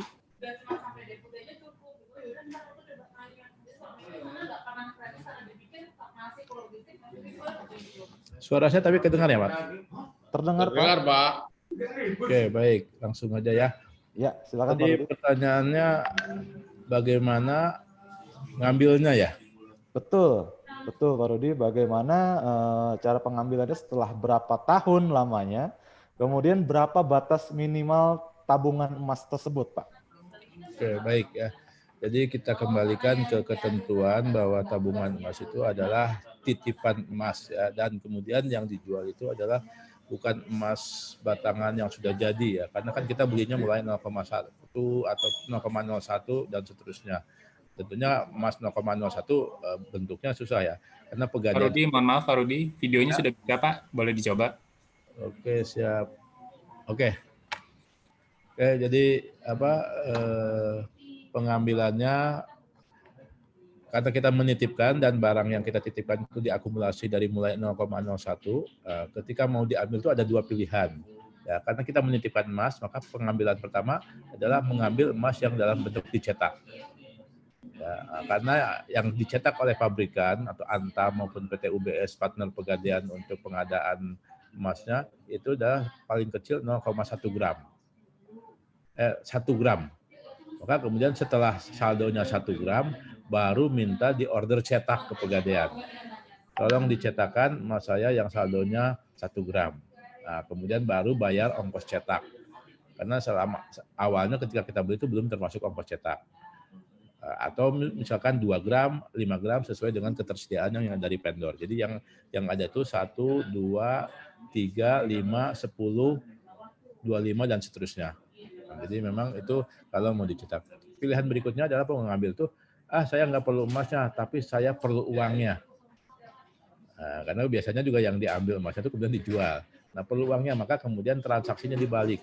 Jual saldonya, saldonya dijual dengan harga terakhir nanti pas saat dijual, kemudian saldonya berkurang, misalkan kita jual 1 gram, misalkan bulan Januari nih saldo emas, harga emas sudah 1 juta, kita jual 1 gram, maka dihargai oleh Pegadaian 1 juta, langsung berubah menjadi saldo nominal. Saldo gramnya hilang, ya 1 gram, saldo minimal muncul 1 juta. Nah, kemudian saldo nominal itu dilakukan penarikan saat itu juga, karena tidak boleh ditunda sampai besok harinya. Langsung ditarik 1 juta. Jadi memang pilihannya 2 karena kita sudah nitipkan emas. Kalau mau ngambil emasnya tentunya ada ketentuan dengan gramasi yang dicetak oleh percetakan. Tapi kalau mau ngambil uang berapa saja bisa. Pak, saya baru 0,8 gram. Oh, 0,8 gram sekarang harga 1 gramnya jual baliknya misalkan 900.000 harga emas. Maka 0,8 gram ya 720. Dijualnya 0,9 gram tadi jadi uang 720, masuk ke saldo nominal langsung penarikan tunai. Jadi seperti itu. Kemudian berapa minimum punya saldo? Nah, saldo minimumnya tadi 0,01. Ya, seperti itu. Nah, kemudian bagaimana saya sudah punya tabungan lebih dari 1 kilo misalkan, atau ratusan gram, apakah penitipannya sama dengan yang 1 gram? Sama. Ya, jadi memang biaya penitipan sama untuk semua rekening dengan berapapun saldonya, yaitu 2.500 per bulan atau 30.000 setahun. Nah, ketika sudah berjalan 1 tahun, untuk tahun berikutnya, nasabah bisa bayar cash untuk biaya penitipan atau di debit saldonya. Dikurangi sekitar misalkan 0,03 gram, senilai 30.000. Maka kemudian buku tabungan itu tetap berjalan untuk setahun berikutnya lagi. Seperti itu, Mas. Jadi memang ketentuannya saldonya 0,01 minimal, kemudian biaya penitipannya ditarik per tahun, kalau mau diambil bisa diambil dalam bentuk cetakan ataupun dijual balik menjadi uang. Gitu. Cuman data perlu saya sampaikan, sekarang 90% itu adalah diambil dalam bentuk uang. Karena memang orang investasi hanya sekedar menyimpan aset, toh ketika diperlukan juga tidak mau untuk jadikan emasnya, hanya untuk disimpan. Ya, dan kemudian ada peningkatan nilainya yang disebut tadi investasi aset pertumbuhan tadi. Mungkin itu cukup. Baik, terima kasih Pak Rudi atas jawabannya. Berarti bisa dicetak dalam bentuk logam, batangan atau juga dengan uang. Akan tetapi kalau dicetak dalam bentuk logam atau batangan itu tergantung dari nominasi gramnya sudah sampai atau belum gitu ya Pak ya. Baik. Sangat mudah sekali syaratnya dan ketentuannya. Baik, untuk pertanyaan Pak Agam dari CV Mitra Niaga Indonesia, Pak Firman, silakan untuk dijawab. Baik, terima kasih Mas Ramdan. Pak Agam, tadi saya sempat bertanya kepada panitia, produknya apa nih Pak Agam? Ternyata kalau nggak salah gula aren ya. Jadi ini juga merupakan produk unik yang khas dari Indonesia. Hari ini untuk menggunakan brand Indonesia atau brand internasional dan sebagainya itu sudah berbeda dengan era yang sebelumnya. Ketika kita menggunakan komunikasi digital, walaupun kita menghindari menggunakan brand global, brand luar negeri, orang dari luar itu juga sudah melihat sebetulnya brand-brand kita. Jadi sebetulnya tidak ada alasan bagi Bapak untuk khawatir, tidak pede pakai brand sendiri, dan kemudian mencari mitra yang sudah cukup punya nama, kemudian pinjam nama mereka, itu rugi kalau menurut saya Pak. Jadi bagaimana kita bisa dikenal itu ya harusnya sedikit demi sedikit memperkenalkan produk kita, kemudian ketika produk kita punya cerita, punya keunggulan, maka sedikit demi sedikit akan muncul trust, muncul kepercayaan.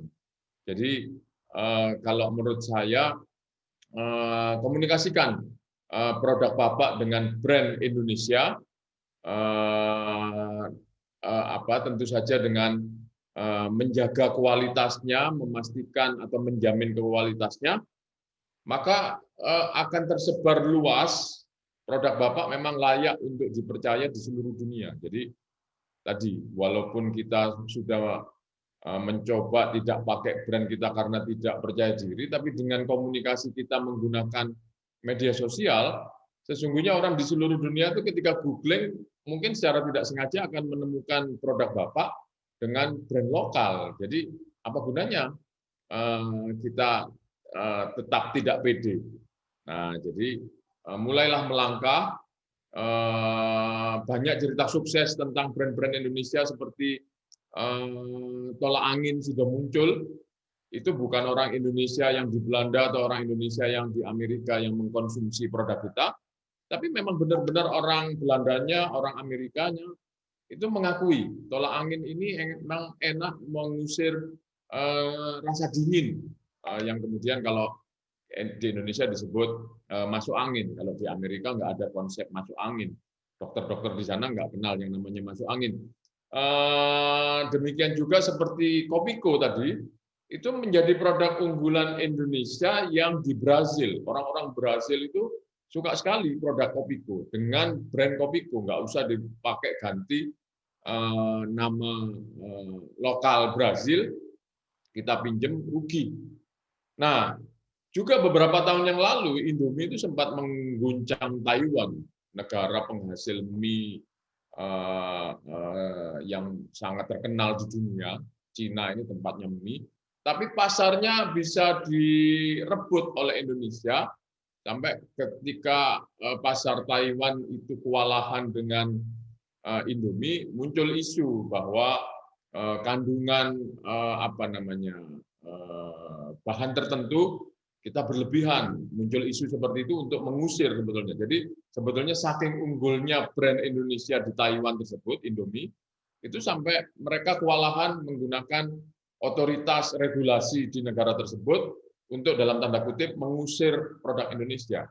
Nah, jadi meskipun Pak Agam dalam hal ini mungkin UMKM, merasa masih memulai usaha dan sebagainya, kalau menurut saya jangan tidak percaya diri untuk pakai brand Indonesia. Yang jelas ketika kita berani menjamin kualitasnya, kita berani menjamin kesinambungan produknya, reputasi brand kita akan terbangun, Pak. Nah, apalagi kalau itu terus-menerus dikomunikasikan menggunakan media sosial, kemudian pakai kreativitas narasi cerita tentang keunikan produk dan sebagainya, juga inovasi bagaimana memanfaatkan gula aren ini untuk berbagai macam masakan, dan apa keunggulan gula aren Indonesia ini dikomunikasikan, pasti akan menjadi produk yang unggul. Itu mungkin dari saya. Terima kasih, Mas Ramdan. Baik, terima kasih Pak Firman atas jawabannya. Intinya jawaban dari Pak Firman itu ya kenapa harus takut gitu ya Pak ya, artinya maju aja coba dulu, betul. Baik, pertanyaan selanjutnya jauh nih Pak Firman dari Pekanbaru, tapi bukan untuk Pak Firman, melainkan untuk Pak Iwan. Pak Iwan dari Laju Kela Coffee ada yang bertanya dari salah satu peserta yang mengikuti acara coaching online kali ini, Pak Iwan. Pertanyaannya ada dari Keripik Maode di Pekanbaru. Beliau ingin bertanya, apakah kami dari UMKM Pekanbaru bisa gabung di Laju Kela Coffee? Karena saya lihat di slide Bapak ada beberapa produk UMKM. Simpan dulu pertanyaannya Pak. Saya ingin membacakan pertanyaan selanjutnya. Ini untuk Pak Rudi Kurniawan lagi nih. Pak Rudi dari Pegadaian. Wah, ada yang bertanya lagi nih Pak. Dari Mbak Yurika namanya. Beliau bertanya, Pak Rudi mau tanya, bagaimana cara menabung emas? Apakah harus datang ke kantor Pegadaian seperti menabung biasa pada umumnya? Atau bisa top up di aplikasi Pegadaian Digital? Dan satu lagi ada pertanyaan untuk Pak Firman, itu dari, wah ini lebih jauh lagi pertanyaannya Pak, dari Kendari Pak. Ini dengan Pak Dedi Sukmana. Dengan Pak Dedi Sukmana di Kendari, ingin mengajukan pertanyaan ke Pak Firman Kurniawan. Pak Firman, saya sudah punya merek atas nama, atas produk makanan khas daerah. Berarti produknya ini makanan khas daerah. Terkait merek saya telah menggunakan nama yang dirasa cukup unik. Namun sampai saat ini masih mencari positioning di market. Kira-kira nih Pak Firman, tips apa yang bisa dilakukan agar merek unik lebih bisa di boosting lebih cepat. Demikian, terima kasih. Kepada Pak Iwan Lajukela Coffee, silakan Pak Iwan ada untuk menjawab pertanyaannya. Terima kasih Pak sebelumnya. Mungkin awalnya saya mau jawab atas nama Lajukela Coffee itu ya Pak ya. Lajukela Coffee itu dari bahasa Palembang, artinya jadikan saja. Jadi kita tuh semacam branding gitu. Jadi kalau tiap orang yang bilang mau kemana itu ini Lajukela ya, berarti orang ingat oh kopi Palembang, kopi Lajukela saya gitu. Terus untuk mengenai UMKM yang ingin bergabung, sebenarnya saya tidak ada masalah. Sepanjang itu mereka cocok dengan yang saya bawa itunya. Karena dalam saya lihat dari madeindonesia.com sendiri, saya lihat tuh ada pilihan di kita apa aja sih yang dijual gitu. Nah, misalnya produk rumah tangga, batik atau apa. Selain kopi itu ada juga yang produk lain juga. Nah, jadi saya manfaatkan kesempatan ini untuk mengajak UMKM yang ada beberapa di antara yang saya list tadi gitu. Ya tidak murni produk saya gitu. Lagipun saya pun trading dan juga sebenarnya kalau untuk produk kopi Librika yang saya bawa itu dari Riau ini adalah kopi Librika yang sedikit produksinya sekitar 2 ton, 3 ton gitu. Jadi kalau saya hanya kopi aja, tidak ajak teman-teman UMKM ya mungkin sedikit gitu pendapatan juga ataupun dan juga semasa Covid gini ya kita mau tak mau kita harus bersinergi juga dengan UMKM lainnya dan juga membantu mereka untuk memesan produknya. Apalagi di madeindonesia.com ini kita bisa memesan produk kita ke luar negeri gitu. Asal mengikuti aturan yang ditetapkan oleh Made Indonesia. Dan juga saya ceritakan sama teman-teman itu dan mereka pun ada orang yang ikut gitu. Jadi bila teman lainnya mau ikut silakan hubungi saya aja itu. Terima kasih Pak. Baik, silakan untuk menghubungi Pak Iwan lebih lanjut. Mungkin Pak Iwan nanti bisa di-share kali nomornya ya. Untuk ini nomornya berapa yang bisa dikontak untuk si penanya tersebut. Baik, kemudian langsung saja ke Pak Rudi Kurniawan untuk menjawab pertanyaan yang tadi. Dipersilakan Pak Rudi. Oke, baik. Ya, untuk bagaimana cara store-nya, sebetulnya kan sekarang kita sudah di dunia aplikasi ya, di dunia teknologi. Semua transaksi lembaga keuangan itu sudah online. Jadi bisa saja dilakukan melalui aplikasi. Kami punya aplikasi namanya Pegadaian Digital Service, PDS. Boleh dicek di Play Store, di-download. Sampai buka rekening pun bisa dilakukan lewat aplikasi. Ya, kemudian nanti store, kemudian mau digadaikan, mau dijual pun semua sudah bisa dilakukan di aplikasi. Ya, semua transaksi tabungan emas sudah bisa dilakukan melalui aplikasi Pegadaian Digital Service. Itu aja Pak. Jadi sekarang memang sudah zamannya ya. Semua sudah serba aplikasi online dan terhubung ke semua outlet Pegadaian.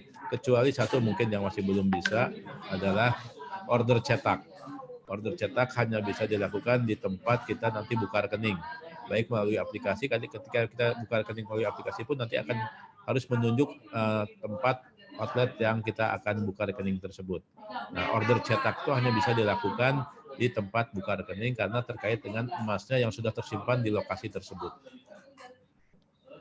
Gitu Pak. Baik, terima kasih Pak Rudi. Kita berlanjut langsung ke Pak Firman Kurniawan. Tadi ada penanya dari Kendari itu Pak, untuk minta jawaban dari Pak Firman. Baik. Persilakan kepada Pak Firman. Terima kasih Mas Ram, dan di ruangan ini juga rupanya ada Pak Sumbo Tinarbuko. Beliau ini pakar DKV, desain komunikasi visual. Nah itu mungkin juga bisa dimintai pendapat. Tapi sebelumnya saya ingin menjawab pertanyaan Pak Dedi Sukmana dari Kendari. Sayangnya saya tidak tahu brand makanannya apa, dari Pak Dedi. Tapi ini juga sekaligus baru saya ingin sampaikan juga kepada teman-teman tadi yang Pak Nasori, Pak Iwan, Pak Rangga, kita bisa memanfaatkan komunitas. Kalau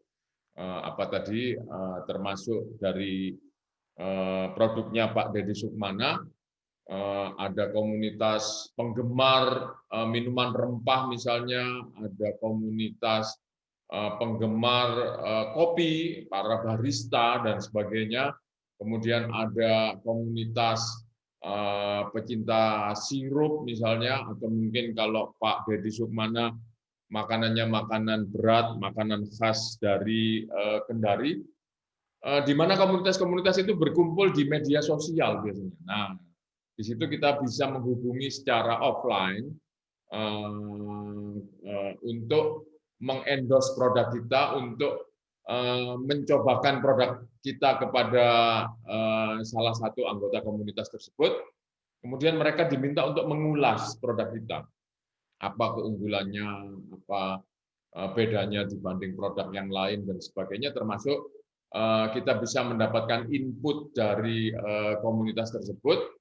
Nah, bahkan untuk Pak Deddy Sukmana, kalau misalnya produk Bapak adalah makanan yang dijual di rumah makan, kita bisa mencari chef tertentu yang cukup populer, chef di Kendari yang cukup dikenal oleh masyarakat Kendari, untuk mengendorse atau untuk memberi testimonial atas makanan Bapak, kemudian diposting di media sosial mereka. Kadang memang konsekuensinya entah barter, entah mungkin ada honor sedikit dan sebagainya. Tapi mereka ini mempunyai massa, mempunyai pendukung yang kemudian kalau orang tersebut ngomong, oh makanan ini enak, patut dicoba, itu para pengikutnya juga akan melakukan itu. Nah, jadi tadi termasuk kopi, sirup markisa, wedang rempah, dan sebagainya. Itu ketika ada tokoh yang menyebutkan keunggulan produk, itu akan diikuti oleh orang lain yang mengagumi. Jadi kalau kita ingat dulu ada almarhum Pak Bondan dengan maknyusnya, itu begitu ada rumah makan yang di-endorse oleh beliau, orang nggak peduli enak apa nggak enak, tapi nyoba dulu. Saya sudah pernah makan soto yang disebutkan oleh Pak Bondan di Sabtu yang lalu, di acara kuliner yang lalu. Nah, itu ketika itu enak akan menjadi viral kalau di media sosial. Nah, itu kurang lebih yang bisa dimanfaatkan Mas Ramdan. Saya kembalikan ke Mas Ramdan. Baik, terima kasih Pak Firman atas jawabannya. Dan semakin sore semakin banyak nih pertanyaan, dan berat-berat nih Pak Firman pertanyaannya. Menarik sekali nih. Selanjutnya ada pertanyaan pula dari Ibu Nurul. Ini untuk Pak Firman lagi nih. Ibu Nurul dari PT Sunindo Bangun Kersana. Pertanyaannya ialah bagaimana menciptakan sebuah peluang usaha baru di tengah pandemi seperti ini. Terlebih jika kita membuka usaha saat kondisi seperti pembeli dan penjual, lebih banyak penjualnya nih Pak, sehingga susah sekali untuk membuka usaha baru. Apakah ada ide nih Pak untuk usaha yang bisa tetap eksis di tengah pandemi seperti sekarang ini? Dan butuh berapa lama Pak sebuah usaha bisa autopilot seperti itu Pak? Baik. Ya. Silakan Pak. Autopilot itu lama, tapi paling tidak kita kan perlu usaha yang eksis, kemudian jalan. Nanti kalau memang jalannya lancar, autopilot. Nah, itu autopilot itu merupakan hasil kalau menurut saya dari ketekunan kita. Tapi di tengah pandemi ini kan memang ada suatu situasi yang khas. Ketika orang susah bertemu orang lain, itu kadang-kadang kehadirannya itu digantikan dengan kirim-kiriman makanan, kirim-kiriman produk yang unik, kirim-kiriman tanaman, dan sebagainya. Ini intinya terjadi karena orang mempunyai waktu yang luang yang tidak bisa ketemu orang lain. Nah, kalau kita inventarisasi beberapa usaha yang booming di era pandemi ini, selain disinfektan, selain masker, selain vitamin untuk antibodi, kemudian juga minuman rempah dan sebagainya tadi itu juga makanan-makanan ini menjadi sekarang orang ketika pekerjaannya diselesaikan di rumah, work from home, kemudian dia juga mempunyai sisa waktu, akhirnya mencoba-coba, oh saya jadi punya waktu untuk masak. Nah, Coba Bu Nurul menginventarisasi diri, apa keunggulan Ibu? Oh, saya ternyata bisa memasak tertentu. Nah, dari masakan yang banyak yang bisa Ibu masak, apa nih yang unik, yang unggul kita pilih. Nah, misalnya ada resep warisan dari nenek atau ibu yang sudah jarang diperjualbelikan, jarang disediakan di rumah makan, misalnya apa namanya olahan lidah cabai hijau misalnya. Itu agak makanan agak sudah lama yang kalau di apa namanya dijual kita tekuni itu bisa menjadi makanan unggulan.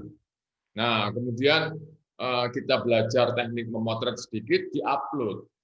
Nah, langkah selanjutnya kalau menurut saya biarkan makanan tersebut dicoba oleh kerabat-kerabat dekat kita, apalagi kalau kerabat dekat kita ini mempunyai pengikut di media sosial yang banyak, kita bilang, ini aku kirimin gratis, kamu coba, tapi tolong tampilin di media sosialmu ya. Nah, itu nanti akan menjadi viral. Jadi kalau kita ingat pisang goreng madunya Bu Nani di Selipi, itu juga sebetulnya beliau itu uji coba makanan, kemudian beberapa kali gagal, kemudian ditambahin supaya pisang goreng saya berbeda dengan pisang goreng di tukang gorengan, pisang goreng yang biasa-biasa saja, apa ya? Nah, kemudian beliau coba diolesi madu, kemudian digoreng, kemudian diuji cobakan kepada kerabatnya. Kemudian ketika enak, kerabatnya itu bercerita lewat media sosialnya dan akhirnya sekarang menjadi produk yang unggul. Dan kemudian beliau juga mengembangkan selain pisang goreng juga menjual cempedak goreng, ubi goreng, nanas goreng, nangka goreng dan sebagainya. Yang ciri khasnya adalah diolesi madu. Nah, itu di era pandemi ini kita uji coba seperti itu tidak ada salahnya. Sambil kita menyapa kerabat yang tidak bisa kita kunjungi secara langsung, kita kirimi tadi kemudian apa namanya minta mereka mengendorse produk kita lewat media sosialnya. Demikian juga misalnya usaha tanam-tanaman, sekarang ada tanaman yang sebetulnya nggak unggul, tapi ketika itu muncul berulang-ulang di media sosial, itu menjadi orang ingin punya juga. Nah, itu mungkin salah satu ciri media sosial itu, entah di Instagram atau Facebook, orang jadi ingin ikut melakukan hal yang sama. Nah, itu bisa dicoba, Ibu kalau mungkin tangannya dingin, menumbuhkan sesuatu menjadi subur, coba tanaman-tanaman yang unik, tanaman buah-buahan yang bisa berbuah walaupun pohonnya masih kecil, seperti jeruk, seperti tomat, dan sebagainya, atau makanan yang sayur-sayuran yang bisa ditanam di area yang sempit, dan sebagainya. Nah, yang jangan lupa adalah selalu diposting di media sosial, kemudian kalau bisa libatkan orang untuk turut mengendorse, untuk turut menyampaikan kepada pihak lain. Nah, itu nanti akan menjadi apa namanya usaha yang bisa berkembang. Bahkan tadi cita-cita Ibu autopilot. Jadi jangan takut mencoba untuk menjadi pengusaha. Kalau sukses itu adalah berkah, kalau nggak sukses ya sudah, namanya juga coba-coba. Apalagi kalau komunikasinya pakai media sosial, itu hampir gratis semuanya. Seperti itu Mas Ramdan, mudah-mudahan menjawab Bu Nurul. Baik, terima kasih Pak Firman atas jawabannya yang super sekali. Tapi tentunya banyak sekali pertanyaan yang tidak bisa dijawab karena tentunya karena keterbatasan ruang dan waktu juga. Karena tanpa terasa sudah hampir 2 jam kita melakukan online coaching di siang sampai dengan sore hari ini. Untuk itu saya selaku moderator di acara online coaching ini memohon kepada Pak Firman, Pak Rudi, dan Mbak Mutia Safetri untuk nanti masing-masing memberikan closing statement-nya. Mungkin dimulai dari Pak Firman terlebih dahulu, closing statement untuk acara ini. Silakan Pak. Baik, kita beranjak dari era hari ini, era komunikasi digital, era komunikasi yang kita bisa melakukan usaha mengkomunikasikan produk dengan biaya hampir nol, tapi hasil yang sangat besar, itu adalah suatu kerugian jika kita tidak memberanikan diri untuk menjadi pengusaha. Nah, pengusaha itu tidak perlu kita bayangkan sebagai pengusaha yang besar, bermodal besar, dengan produk yang sangat unggul, tapi kita bisa mulai dengan kebiasaan kita, hobi kita, entah memasak, entah berkebun, entah mungkin menjadi pencerita dan sebagainya. Tetapi dari itu semua intinya adalah mengkomunikasikan apa yang kita miliki, dan komunikasi yang bisa kita lakukan dengan menggunakan media sosial secara terus-menerus, dengan cara membangun narasi, dengan cara membangun cerita. Mengapa orang lain perlu mencoba produk saya? Nah, itu mungkin bisa kita gunakan menjadi awal menjadi pengusaha dengan memanfaatkan diri kita sendiri. Itu Mas Ramdan, terima kasih.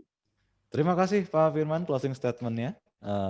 Kemudian Pak Rudi Kurniawan dipersilakan untuk memberikan closing statement pada acara online coaching di sore hari ini. Silakan Pak Rudi. Oke, baik, terima kasih. Ya, mungkin tadi informasi dari Pegadaian bisa menjadi pilihan para pengusaha mikro ataupun pengusaha yang sedang tumbuh untuk menyimpan ya aset hasil bisnisnya agar tidak tergerus dengan inflasi. Ya, langsung saja dijadikan emas, karena juga emas itu sangat liquid ya, bisa kapan saja dilakukan dijadikan uang tunai. Mungkin satu kalimat terakhir dari saya, sudah punya tabungan emas belum? Iya, menarik sekali Pak Rudi. Sudah punya tabungan emas belum? Ayo loh. Iya kan? Nanti minta ke Pegadaian kalau mungkin nanti untuk grup Made in Indonesia bisa dibukakan gratis. Alhamdulillah. Terima kasih Pak Rudi. Dan selanjutnya dari manajemen madeindonesia.com ada Mbak Mutia Sapitri selaku Senior Sales B2B Manager madeindonesia.com. Dipersilakan Mbak Mutia untuk memberikan closing statement acara online coaching di sore hari ini. Baik, terima kasih Kang Rambo, dan terima kasih Pak Firman dan Pak Rudi, Pak Iwan, dan juga Pak Rangga, serta Pak siapa nih tadi dari Sanjaya Rempah. Saya ingatnya brandnya aja karena selalu ngurusin brand kayaknya. Dari Sanjaya Rempah, perwakilannya, terima kasih atas paparannya, dan juga terima kasih juga atas coaching yang sudah diberikan untuk member-member kami, Pak Firman, karena ini memang agenda yang akan kami buat rutin setiap bulan. Jadi kami ingin memberikan kesempatan bagi member kami untuk menambah kemampuan mereka, baik dari segi pembuatan brand komunikasinya mereka agar lebih baik diterima baik di halayak dan konsumen pastinya. Dan juga selain itu madeindonesia.com juga punya tanggung jawab juga Pak, karena kami di sini dengan brand madeindonesia.com otomatis kami membawa nama Indonesia di sini Pak. Jadi kami ingin nantinya produk-produk dari Indonesia atau produk-produk asli Indonesia tidak hanya bisa berjaya di negeri sendiri, tapi juga bisa berjaya di pasar global. Karena kami yakin sekali produk-produk Indonesia pasti memiliki kualitas yang terbaik. Mungkin saat ini kita masih belum cukup dikenal, tapi semuanya pasti ada prosesnya, dan yang pasti setiap proses dimulai oleh langkah awal. Mungkin seperti itu statement terakhir dari saya, Ramdan. Terima kasih untuk semua hadirin, dan jangan lupa yang belum daftar di madeindonesia.com, silahkan mendaftar sebagai seller kami khususnya untuk perusahaan-perusahaan asli Indonesia. Terima kasih. Baik, terima kasih Mbak Mutia untuk bersama dulu. Untuk belum ditutup oleh MC, saya ingin menutup acara online coaching ini dengan satu buah quote dari mendiang Diego Armando Maradona nih, seorang superstar di sepak bola yang baru meninggal tadi malam ya, dini hari. Selaku profesional sepak bola, beliau pernah bilang, orang yang sukses adalah karena kerja kerasnya. Faktor keberuntungan atau laki tidak ada kaitannya dengan kesuksesan. Untuk itu saya Ramdan Anugrah, pamit undur diri. Saya kembalikan kepada MC di Studio 1 madeinindonesia.com. Dewi, silakan. Baik, terima kasih Kang Rambo. Tidak terasa sudah kurang lebih 2 jam kita bersama, dan kita tentunya nggak akan menutup acara ini begitu saja seperti janji di awal. Ada 5 pemenang yang akan mendapatkan top up sebesar Rp100.000 dari PT Pegadaian tentunya, dan juga ada goodie bag serta kaos dari madeindonesia.com. Untuk 5 pemenang tersebut saya umumkan. Yang pertama ada Ibu Masruro, dan yang kedua ada Bapak Agam dari CV Mitra Niaga. Yang ketiga ada Sunindo dari PT Sunindo Bangun, ada Ibu Nurul. Terus yang keempat ada Dedi Sumakna, dan kelima ada Yurika. Untuk para pemenang nanti untuk selanjutnya akan kami hubungi ya. Baik.